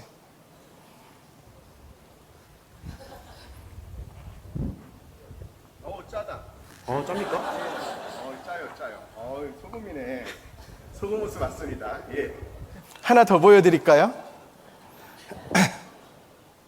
노아 밤 다시. 예. 자, 여기가 노아 홍수의 증거가 되는 소금 호수의 지역입니다. 정말 소금인지 제가 한번 먹어보겠습니다.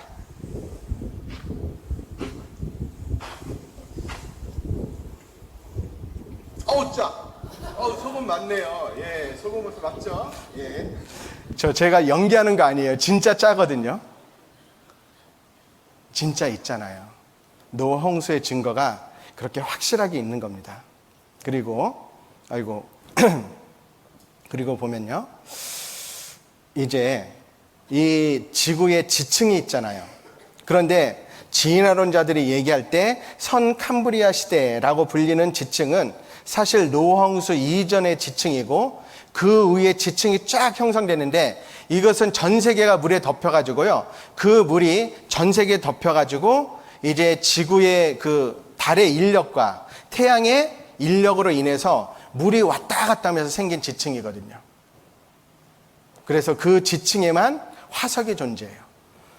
근데 선캄브리아기 여기가 바로 노아 홍수 이전의 지층이고 그 위에 지층이 이렇게 갑자기 많이 생긴 겁니다.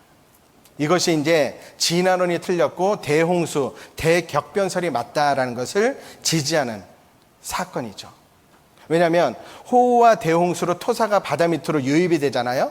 그럼 이쪽으로 이제 엄청나게 유입이 되면 지각이 눌려지니까 그 반대로 부력이 생겨서 산이 솟아나기도 하고 그래서 산맥이 이렇게 생깁니다. 높은 산에 보면 지층이 형성되고 여기에 많은 이제 물고기라든지 그런 화석이 존재하는 이유가 바로 그거거든요. 올라오는 겁니다. 이런 지층. 천연기념물 제416호 태백시 장성의 화석산지, 바다에 사는 조개, 물고기, 삼엽충 등 매우 다양한 화석이 나오는 지역에 갔더니 보세요. 물고기 화석 있잖아요. 그리고 여기가 어딜 것 같아요? 전라북도 진안의 마이산인데 이 순서가 조금 마이산입니다. 근데 보면 완전히 시멘트를 이겨놓은 것처럼 바다에 있는 그런 자갈들이 범벅이 되어 있는 거예요. 자, 그리고 히말라야 산맥의 샌드위치, 요 히말라야 위에도 많은 것들이 퇴적돼서 솟아오른 증거입니다. 요 샌드위치에 뭐가 있나 봤더니 물고기 화석, 조개 화석들이 있는 거예요. 많은 그 생물체가 이제 한꺼번에 화석이 된 겁니다. 미국 네브라스카에 가면요, 이런 공룡이라든지 많은 동물들이 한꺼번에, 즉 창세기 7장 23절에 지면의 모든 생물을 쓸어버린 흔적이 나오는 겁니다. 대규모 화석 무덤 나오죠. 대홍수를 뒷받침하는 사실은 너무나도 많아요. 보존 상태가 좋은 공룡 화석, 그리고 갑작스럽게 일어났죠. 이 물고기를 먹다가 입에 문 순간 덮여버려서 화석이 됐어요. 만약에 화석이, 물고기가 죽어서 화석이 된다면 뭘 물고 있다가 죽을까요? 아니잖아요. 이 화석은 특이한데 이 뱃속에 물고기가 또 있죠. 물고기를 잡아먹었는데 소화되기 전에 화석이 된 거예요. 지각층 75%가 퇴적암, 대홍수 뒷받침하고 고지대 수억 마리 물고기 화석도 증명한다. 갖가지 화석, 대홍수 입증, 다지층 나무라고 있죠. 이 지층 사이에 나무가 딱 있다는 것은 이 지층이 짧은 시간 안에 이루어진 거예요. 시간이 오래 지나서 지층이 이루어진 것이 아닙니다. 그리고 그 많은 전 세계를 덮었던 물들이 어디론가 갔죠. 시편 104편 6절에 보면 옷으로 덮은 같이 땅을 바다로 덮으심에 물이 산들 위에 섰더니, 그때 산은 오르고 골짜기는 내려갔잖아요. 그리고 그 물이 주의 견책을 인하여 도망하여 주의 우레소리를 인하여 빨리 갔다. 어디론가 빨리 간 거잖아요. 그런데 미국의 그랜드 캐년이라는 지역에 가면 대량의 물이 흐른 그 흔적이 나오는 거예요. 자, 그 자료도 한번 같이 보겠습니다. 그랜드 캐년. 그랜드 캐년은 동일 과정설을 믿는다면 수억 년이 만든 자연의 놀라운 조화요, 격변설을 믿는다면 대홍수가 만든 끔찍한 사고 현장이다. 끔찍한 심판을 믿고 싶진 않지만 믿어야 할 것 같다. 2000년 6월 그랜드 캐니언 형성에 대한 심포지엄이 열렸다. 70여 명의 지질학자가 36편의 논문을 발표했는데 그랜드 캐니언은 오늘날 결코 일어나기 힘든 대격변, 곧 두 개의 거대한 호수가 터져 형성된 것이라고 결론지었다. 이미 오래전 한 창조과학자가 성경을 토대로 주장한 내용이 이날 과학적 사실로 입증된 거다. 그렇다면 대홍수를 주장하는 과학적 근거는 뭘까? 홍수의 확실한 증거는 바로 이 반듯한 줄무늬, 지층이다. 무지개떡처럼 반듯하다. 오랜 세월 흙이 쌓이고 쌓여 이런 지층이 됐다고 우리는 배웠다. 그런데 이상하다. 이렇게 길고 두꺼운 지층이 생기는 장구한 세월 동안 부분적으로 퇴적됐거나 침식됐던 흔적이 없다. 긴 지층은 수백 킬로미터나 이어지는데 흐트러짐도 없이 반듯하다. 수억 년 동안 부분적인 침식이 전혀 없었다는 말인데 대기의 흐름이 전혀 없는 우주 행성에서나 가능할 법하다. 동일 과정설은 파고들수록 상식보다는 믿음이 필요한 것 같다. 물과 함께 한꺼번에 이동하는 고밀도 퇴적물의 흐름을 저탕류라고 하는데 오늘날 많은 지질학자들은 지층이 저탕류의 과정으로 형성된 것임을 인정한다. 저탕류는 지진이나 쓰나미, 산사태 등 자연재해로 생기는데 그랜드 캐니언 지층 역시 저탕류로 만들어졌다.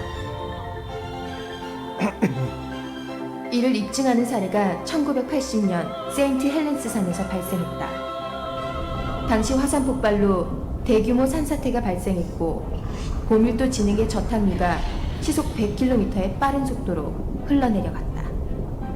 이때 산 밑에는 7.5m의 뚜렷한 지층이 형성됐는데 5시간이 채 걸리지 않았다. 자, 이만큼의 지층이 형성되는데 5시간밖에 걸리지 않은 거예요. 동일 과정설로 분석했으면 수백만 년 이상 걸렸을 일이다. 결국 지층의 너비와 두께는 시간이 아닌 저탕류의 규모에 의해 좌우된다. 즉, 격변이 클수록 지층의 규모도 커진다는 말이다. 그랜드 캐니언 지층은 규모가 수백 킬로미터에 달한다. 도대체 얼마나 거대한 저탕류가 흐른 것일까? 얼마나 거대한 저탕류가 흐른 것일까? 전 세계를 덮었던 그 물이 흘러간 거예요. 그럼 어디로 흘러갔을까요? 자, 주의 정하신 처소에 이르렀고, 주의 정하신 처소가 어디냐면 여호와의 말씀으로 하늘이 지음이 되었으며 그 만상이 그 입기운으로 이루었도다. 저가 바닷물을 모아 무더기같이 쌓으시며. 주의 정하신 처소에 바닷물을 모아서 무더기처럼 쌓았다요. 여러분, 바닷물을 무더기처럼 쌓을 수 있어요, 없어요? 없잖아요. 하나님이 말씀해 주시오. 어떻게 쌓느냐? 남방밀실에서는 광풍이 이르고 북방에서는 찬기온이 이르며 하나님의 부시는 기운에 얼음이 얼고 물의 넓이가 줄어지느니라. 얼려서 남극과 북극에 쌓았다라는 거예요. 자, 그래서 남극과 북극에 가면 엄청난 빙하가 있죠. 엄청나잖아요. 이 빙하가 한반도 약 50배, 그리고 평균 두께가 2,500m, 두꺼운 것만 5,000m까지 있어요. 그런데 그러면 이 물이 노아 홍수 시대 때 얼었던 바닷물이잖아요. 근데 이 얼음이 짤까요, 안 짤까요? 안 짜요. 그러니까 사람들이 그거 틀리지 않았냐고. 그런데요, 얼음이 얼 때 짠 소금 성분은 바다로 빠집니다. 그것이 브리니클 현상이라고 하는데 그것도 제가 잠깐 자료를 보여드리겠습니다.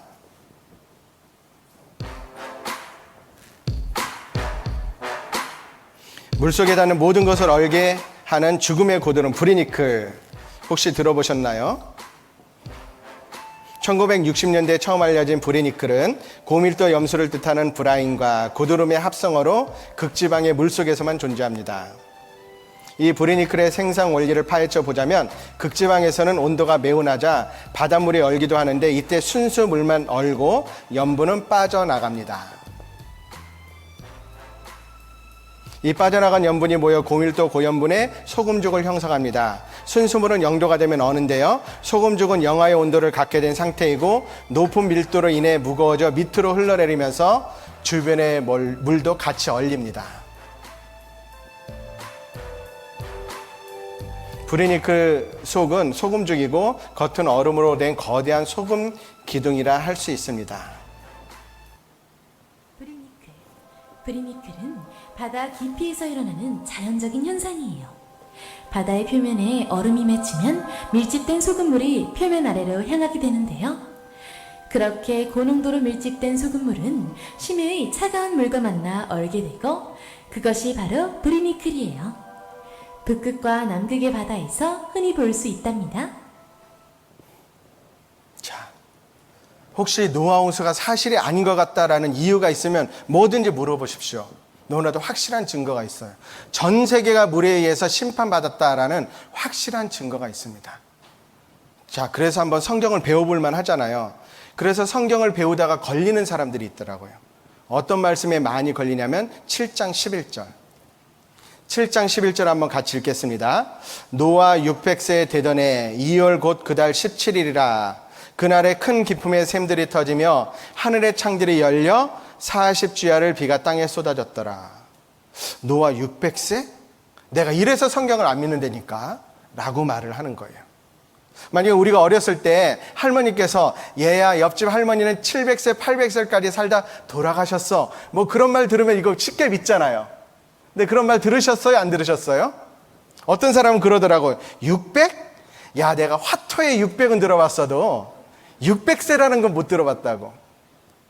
젊은 분들은 모르죠. 화토 600이 뭔지. 그런데 600세까지 살았다라는 거예요. 어떻게 그렇게 살았을까? 그리고 이 큰 배가 그 대홍수를 견딜 수 있었을까? 방주가. 자, 거기에 대해서 한번 좀 설명드리겠습니다. 노아 방주, 대홍수 견딜 수 있었는가? 그 증거는 있는가? 노아의 방주 아까 읽어드린 말씀처럼 방주의 크기는 이러하니 장이 300규빗, 광이 50규빗, 고가 30규빗이다. 계산을 해보면 길이가 137m, 폭이 23m, 높이가 14m. 1만 5천 톤급 상선과 비교될 만큼 큰 배인데요. 노아의 방주 모형 제작 실험했다. 그랬더니 30m 파도에도 안전한 거예요. 왜 30m냐면 인류 역사상 태평양에서 발견된 가장 높은 파도의 높이가 30m거든요. 더 연구를 했는데 40m 파도에도 안전한 구조다. 그리고 방주의 지구동물 3배 수용 입증했다. 모든 동물의 종류대로 다 보니까 17,600종이 나오는데 각 쌍으로 계산할 때 35,200마리의 동물을 실어야 하거든요. 그런데 이 방주에는 평균 모든 동물의 크기를 양으로 계산하면 맞거든요. 그런데 125,280마리의 양이 탈 수 있는 크기예요. 그러니까 모든 동물이 암수 한 쌍씩 탈 수 있습니다. 그리고 이게 핵심인데 또 대홍수 전에는 장수했는가? 그 증거는 있는가? 성경 말씀을 보면 아담이 930살까지 노아가 950살까지 살았는데 노아 홍수 이전 사람들은 거의 1000살 가까이 살았어요. 그런데 그 이후에 수명이 짧아진 거죠. 무슨 일이 있었느냐? 하늘의 창들이 열렸다라고 돼 있는데 처음에 창세기 1장에 하나님께서 지구를 만드신 모습을 보면 하나님이 궁창을 만드사 궁창 아래의 물과 궁창 위의 물로 나뉘게 하심에 그대로 되니라. 바로 지구를 만들었고 지구 위에 물층을 만드신 거예요. 그런데 이 물층이 그날의 큰 기품의 샘들이 터지며 하늘의 창들이 열려 사람들이 물층을 통해서 하늘을 봤기 때문에 하늘의 창이다라고 했는데 이 물층이 지구로 쏟아진 겁니다. 그런데 이 물층이 있을 때에는 우주에서 날아오는 태양 광선을 포함해서 우주선 중에 사람의 몸에 해로운 건 다 물층에서 막아주는 거예요. 그래서 사람에게 좋은 것만 통과시킵니다. 자, 그러한 구조로 있을 때 보면 대기권이 투명 수막으로 지구를 보호했는데 인간 수명 900살 가능했다. 한국과학기술연구원의 노희청 교수님의 연구 결과예요. 왜냐하면 노아 홍수 전에 하늘에 물증이 존재했기 때문에 과학적으로 입증됐잖아요. 그래서 900살까지 살면은 저처럼 이만했을까요? 옛날엔 더 컸을까요? 발견되는 화석들이 훨씬 더 컸다라는 것이 입증이 되는데, 자, 화석들을 보면요, 잠자리가 1m짜리, 새우가 2m, 악어가 15m, 소가 9m짜리 화석들이 발견되는 거예요. 잠자리입니다. 70cm, 75cm 모형으로 만들었어요. 여러분, 여름이 되니까 선풍기 필요하죠? 그럼 또 전기세가 들잖아요? 근데 이 잠자리 몇 마리만 잡으면 선풍기 필요 없어요. 그렇겠죠? 그리고 자, 바퀴벌레. 지구상에 현존하는 가장 큰 바퀴벌레인데 길이가 약 12cm 정도 돼요.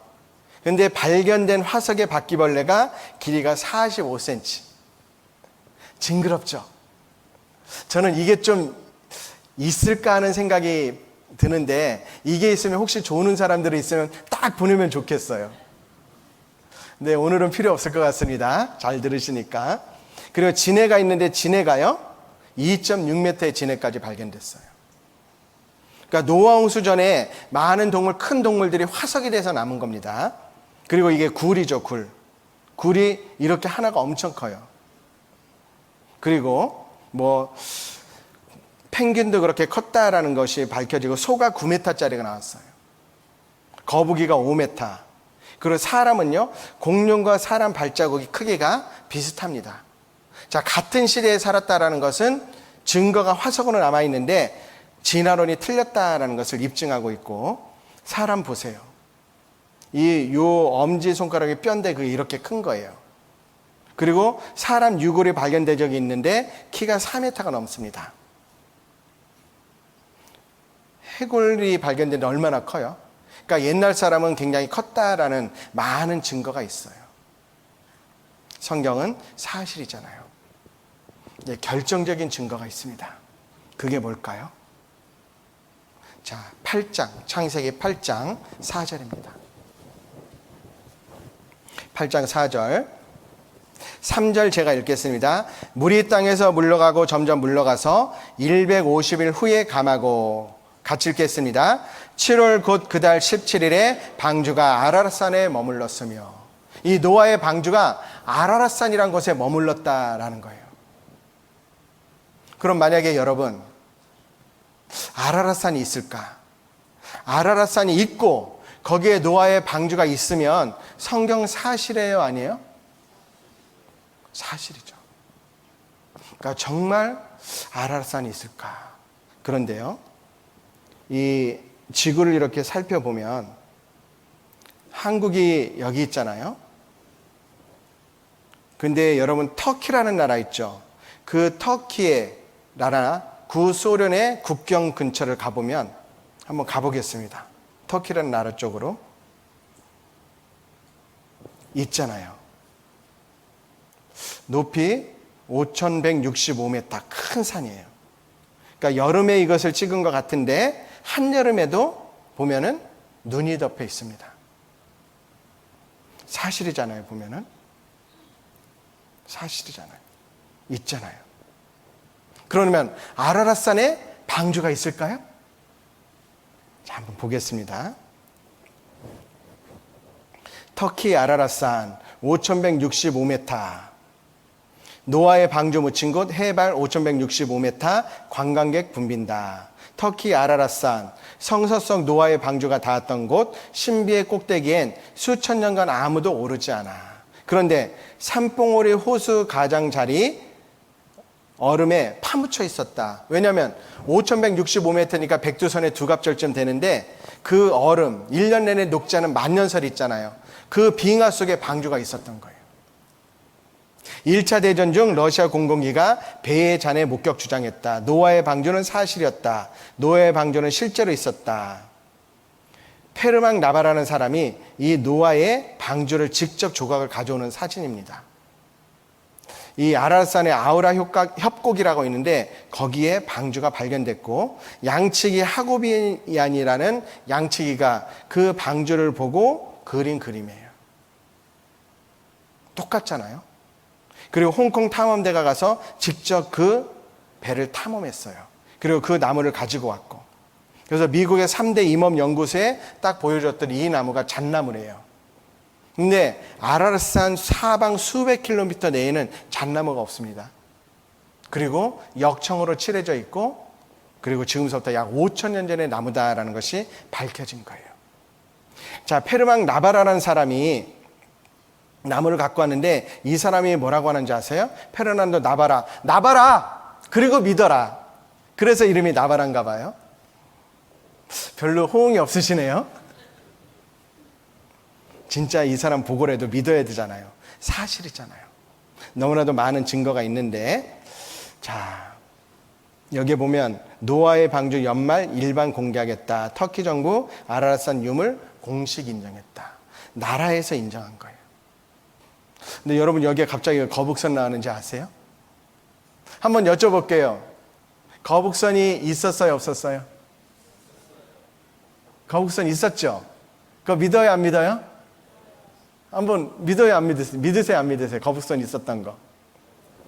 근데 거북선의 실물은 발견되지 않았어요. 문헌에만 나오는 겁니다.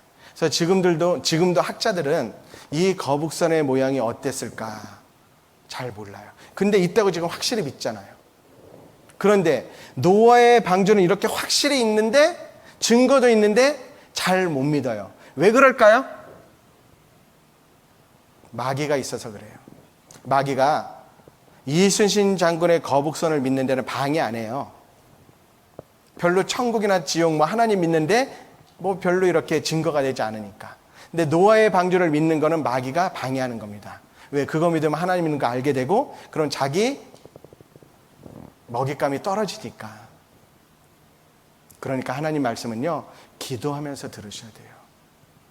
졸지 않고 정말 잘 들을 수 있도록 간절한 마음으로 들어야 돼요. 마귀가 있기 때문에. 자, 그러면 노아의 방주 영상을 잠시 좀 보겠습니다.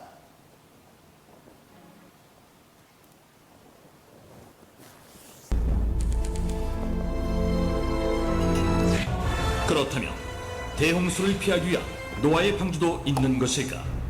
있다면 어디에 있는 것일까? 노아의 방주가 있었다면 어디에 있었는지 추정할 수 있는 그 한 가지 단서는 바로 성경 속에 있다. 성경의 창세기 8장 4절에는 그리하여 일곱째 달 11의 날에 방주가 아라랏산 위에 내려앉았다라고 되어 있는데, 즉 노아의 방주가 아라랏산에 있다고 그 장소를 말하고 있는 것이다. 그런데 성경 속에 등장하는 아라랏산과 같은 지명의 산이 현재에도 남아있다. 그곳은 바로 터키의 아라랏산이다.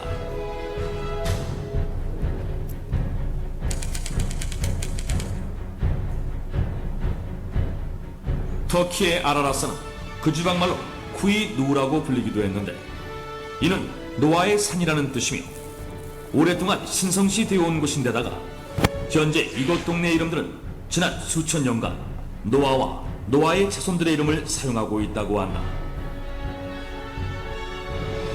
뿐만 아니라 이 아라랏산에는 바다에서만 볼 수 있는 어패류의 화석과 소금 등 대홍수가 있었음을 증명하는 흔적들이 발견되기도 했다.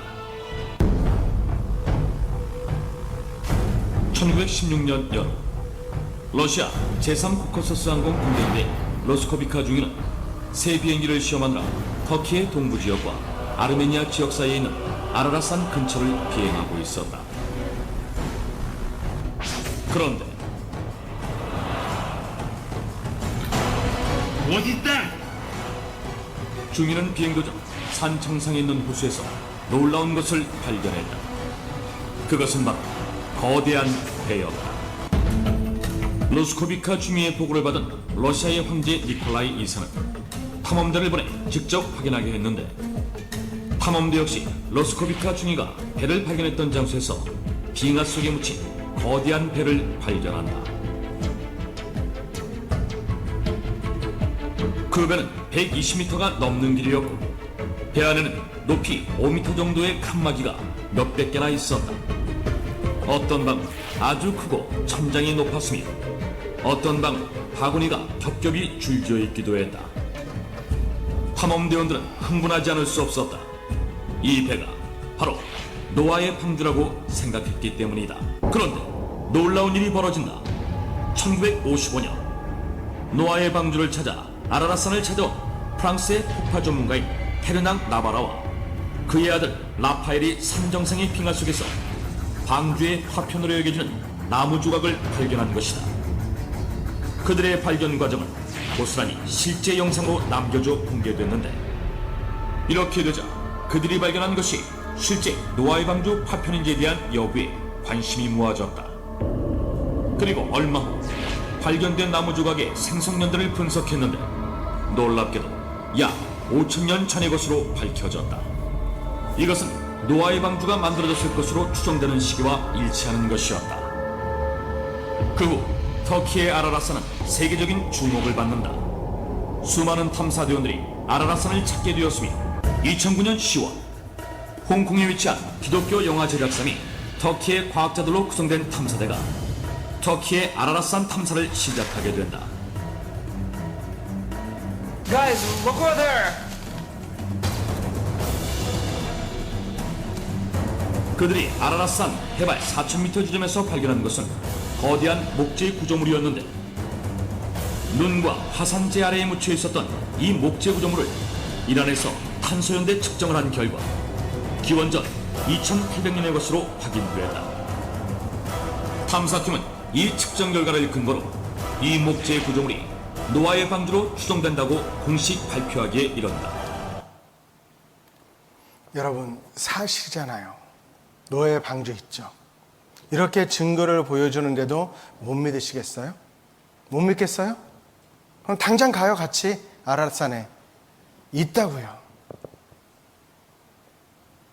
이 노아 홍수 사건 방주를 보고요, 하나님이 우리에게 알라고 하시는 거예요. 그래서 방주를 아라라산에 주신 거예요. 알아라! 아시겠어요? 그런데 이 노아 홍수 사건을 가지고 우리가 어떤 교훈을 얻을 수 있을까? 자, 베드로후서 3장 6절에서 7절 제가 이렇게 찾았는데,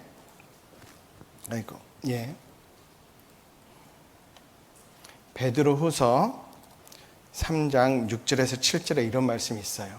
이로 말미암아 이때 세상은 물에 넘침으로 멸망하였을 때, 그때 세상은 노아 홍수 시대 때.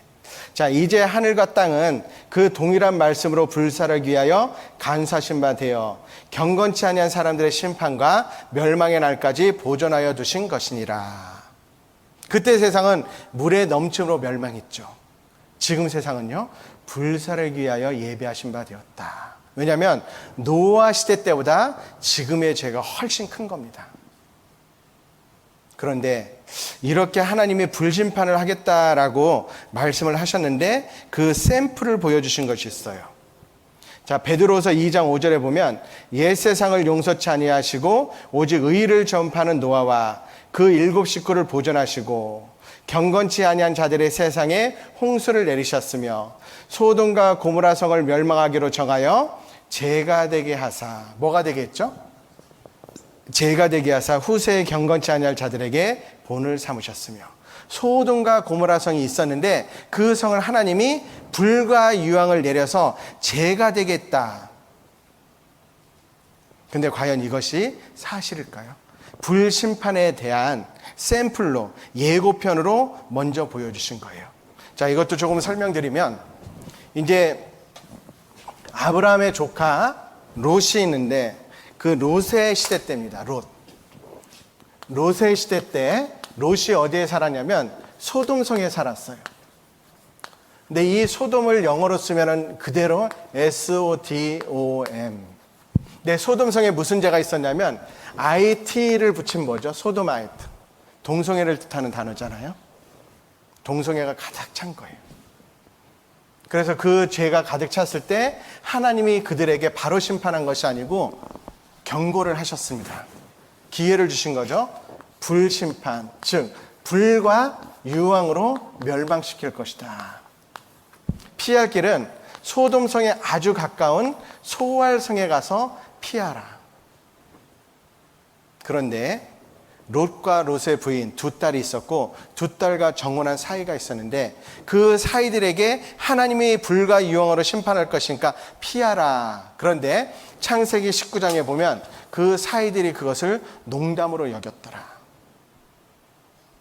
마찬가지입니다, 여러분. 이 세상은 불심판을 결국 받게 될 것인데 저는 여러분에게 농담을 하기 위해서 이 자리에 서 있는 게 아니에요. 실제 그 심판이 있기 때문에 말씀을 드리는 겁니다. 자, 그런데 그래서 결국은 노아와 노아의 가족이 도망을 쳤어요. 도망치면서 뒤를 돌아보지 말라라고 했는데 그 부인이 뒤로 돌아봐서 소금 기둥이 되었고 그 롯과 두 딸만 도망치게 돼요. 3명만 살아남죠. 그리고 소돔과 고모라 성은 불과 유황에 의해서 멸망했다라는 것이 창세기 19장의 말씀인데, 자, 그 지역이 실제로 지금 발견된 겁니다. 소돔과 고모라 창세기 14장 2절부터 나오는데 소돔과 고모라 여기에 대한 역사적인 증거가 전혀 없다고 비판받았어요. 사실이 아니라고. 그런데 에블라 서판이 발견되었는데 BC 2300년경의 서판으로 추정이 됩니다. 근데 거기에 소돔과 고모라를 포함한 가나안 5개국 동맹에 대한 기록이 그대로 남아 있었어요. 그래서 그것을 기준으로 해서 소돔과 고모라 성을 찾았는데 정말 있었다. 로마 대학 발굴 토판 문서에서 확인되었다. 구약의 창세기 도시의 이름과 일치하는 겁니다. 소돔과 고모라 성 찾았다. 성서 속 소돔과 고모라 사해 인근에 존재했다. 그래서 여기 소돔, 고모라 그리고 소아레라는 성은 아주 가까운 곳에 있어요. 그곳에 갔는데요, 온 땅이 다 유황천지인 거예요. 그리고 학자가 가서 찾았는데 보세요, 도시를 발견했는데 다 재가 돼 있어요. 재. 창세기 19장 23절에서 24절에 보면 롯이 소아레에 들어갈 때 해가 돋았더라. 여호와께서 하늘 곧 여호와에게로서 유황과 불을 비같이 소돔과 고모라에 내리사 그 성들과 온들과 성에 거하는 모든 백성과 땅에 난 것을 다 엎어 멸하셨더라. 그 모습이잖아요. 유황과 불을 비같이 내렸는데요, 그 지역에 가면 유황의 덩어리가 있는 거예요. 이렇게 그대로 비가 내린 것처럼. 근데 이 유황의 순도가 99.4%. 순수 유황이다라는 거죠. 사실이잖아요. 소돔과 고모라. 그래서요, 인류 역사는 보면은 이제 다시 이렇게 좀 말씀을 드리면 노아 가족이 몇 명이냐면 8명이에요.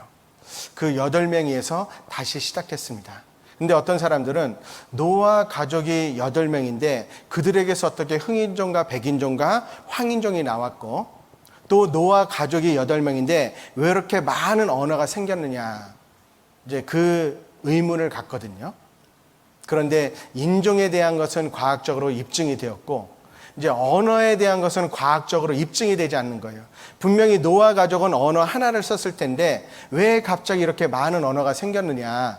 왜냐하면 한 가족이 언어가 생겨서 말이 만약에 시간이 지나서 흩어져서 달라졌다라고 한다면 말의 순서는 달라져요, 안 달라져요? 안 달라지잖아요. 그런데 한국어, 영어, 중국어, 스페인어 뭐 그런 말들의 순서가 틀리거든요. 그러니까 이것은 과학적으로 입증이 안 되는 거예요. 근데 이것은 참 중요한 사건이잖아요. 어떻게 이것을 우리가 사실로 받아들일까? 하나님께 간절히 기도할까요? 주여 주여 가르쳐달라고 할까요? 그럴 필요 없어요. 성경에 기록해 놓으셨어요. 창세기 11장입니다.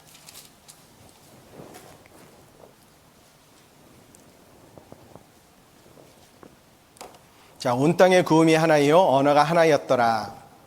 이에 그들이 동방으로 옮기다가 시날 평지를 만나 거기 거하고 서로 말하되 자 벽돌을 만들어 견고히 굽자 하고 이에 벽돌로 돌을 대신하며 역청으로 진흙을 대신하고 또 말하되 자 성과 대를 쌓아 대 꼭대기를 하늘에 닿게 하여 우리 이름을 내고 온 지면에 흩어짐을 면하자 하였더니 여호와께서 인생들에 쌓는 성과 대를 보시려고 강림하셨더라. 여호와께서 가라사대 이 무리가 한 족속이요 언어도 하나이므로 이같이 시작하였으니 이후로는 그 경영하는 일을 금지할 수 없으리로다. 자, 우리가 내려가서 거기서 그들의 언어를 혼잡케 하여 그들로 서로 알아듣지 못하게 하자 하시고 여호와께서 거기서 그들을 온 지면에 흩으신 고로 그들이 성 쌓기를 그쳤더라. 9절 같이 읽겠습니다. 그러므로 그 이름을 바벨이라 하니 이는 여호와께서 거기서 온 땅의 언어를 혼잡케 하셨음이라. 여호와께서 거기서 그들을 온 지면에 흩으셨더라. 자, 사람들이 이제 노아 홍수 이전에 한 사람도 하나님을 찾지 않은 거예요. 그래서 사람들이 모여서 하나님을 잊어버리고 우리 흩어지지 말자. 그리고 탑을 하늘에 닿게, 대꼭대기를 닿게 만들자. 그리고 우리 이름을 내고, 이게 뭐죠? 하나님께 도전한 거, 하나님 무시한 거예요. 하나님을 찾지 않고 대꼭대기를 하늘에 닿겠다라는 것은 하나님께 도전한 것이고, 하나님은 온 땅에 흩어져 충만하라라고 했는데 흩어지지 말자라고 했잖아요. 그러면 하나님께 이렇게 반항한다면 하나님이 계시다면 심판해야 돼요, 안 해야 돼요? 그 심판이 각 사람의 언어를 갑자기 달라지게 한 거예요. 그래서 전 세계에 흩어진 겁니다. 그들이 모여서 이제 탑을 쌓은 거예요. 쫙 탑을 쌓는데 벽돌과 역청으로 지은 거죠. 근데 벽돌이 이제 모자라면 벽돌 좀 야, 벽돌 갖고 와. 여긴 역청이 모자라 역청 갖고 와고 막 이렇게 같이 모아서 일을 한 거예요. 벽돌 100장, 역청 뭐 이렇게 많이 해가지고. 근데 갑자기 일을 하는데 말이 갑자기 달라진 거예요. 한국말을 이렇게 예를 들어서 하는데, 헤이 김미호 브로, 이 시가 다리랄까 할 거 못되겠다고 다사이 둠바떼 둠바 알레알레 히 하면서 막 말이 바뀌어요. 말이 갑자기 달라지면 같이 일할 수 있어요, 없어요?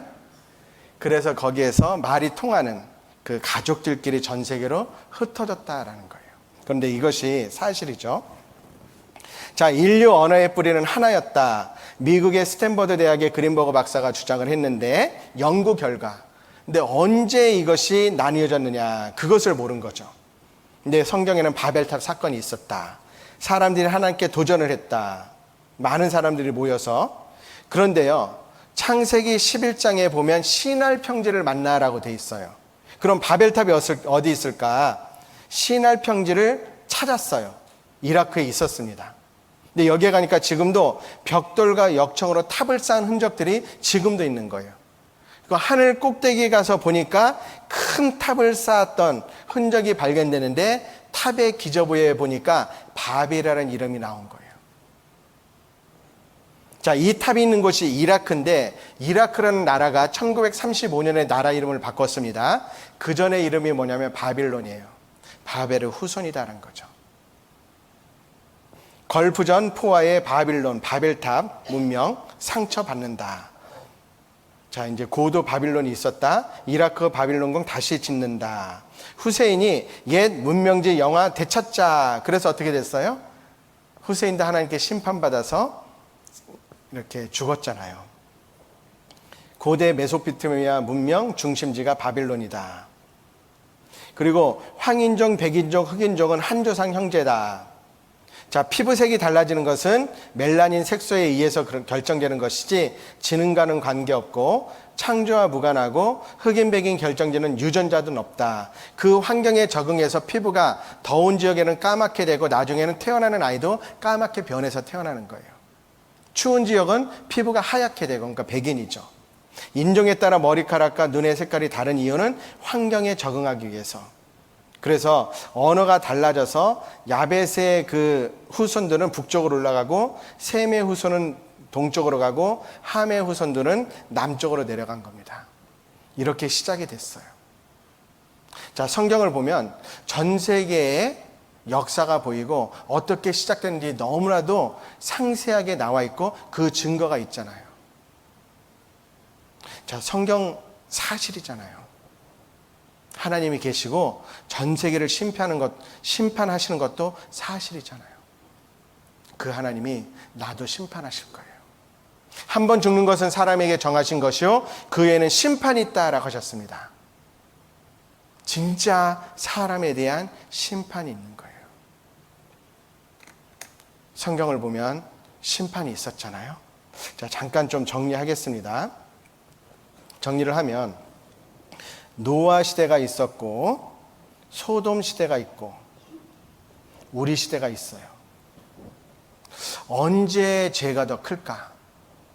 노아 때보다는 소돔 시대가 훨씬 죄가 크고 소돔 시대 때보다 우리 시대가 더 커요. 왜냐하면 우리 시대는 동성애를 합법화하잖아요. 그래서 노아 시대 때 하나님이 이제 물로 심판을 하셨고, 소돔 시대 때는 불로 심판하셨어요. 근데 우리 시대는 성경엔 보면 핵으로 심판한다라고 말씀하고 있어요. 이것은 무슨 그림자죠? 죽음 이후에 심판이 있다라는 것을 말씀하시는 거예요. 죄에 대한 심판이 있고 거기에 따른 지옥이 있다라는 것을 우리에게 말씀하시는 겁니다. 근데 이것만 있으면 안 되잖아요. 피할 길을 주셨는데, 자, 노아 시대에 피할 길이 뭐였죠? 방주잖아요. 소돔 시대 때 피할 것이 뭐였나요? 가까운 성, 소활 성. 우리 시대에 피할 것이 뭘까? 첫째 날에 말씀드렸죠. 사람이 거듭나지 아니하면 하나님 나라를 볼 수 없다. 거듭나는 거예요. 그런데 노아 방주 사건 때 몇 명이 살아남았냐면 8명이요. 소돔 그 심판 때 3명이 살아남았어요. 주여 구원을 얻는 자가 적으니까, 예수님이 그러셨죠.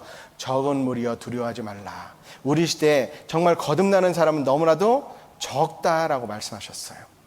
왜 이렇게 적을까요? 관심이 없기 때문에. 하나님 말씀에, 성경 말씀에 여러분 관심 가져야 돼요. 이 관심 얘기를 할 때 제가 항상 드리는 말씀이 있는데, 자, 만약에 지금 이번 한 주간 김포교회에서 지금 성경 강연을 하고 있는데, 만약에 한 번 참석할 때마다 10억 원을 준다라고 해보죠. 10억 원. 별로 관심 없으신가 봐요, 10억 원에. 그러면 몇 번 해요? 토요일까지 일단 6번 하죠. 근데 6번 빠지지 않고 오시는 분은 보너스 40억 원을 더 준다. 그럼 얼마예요?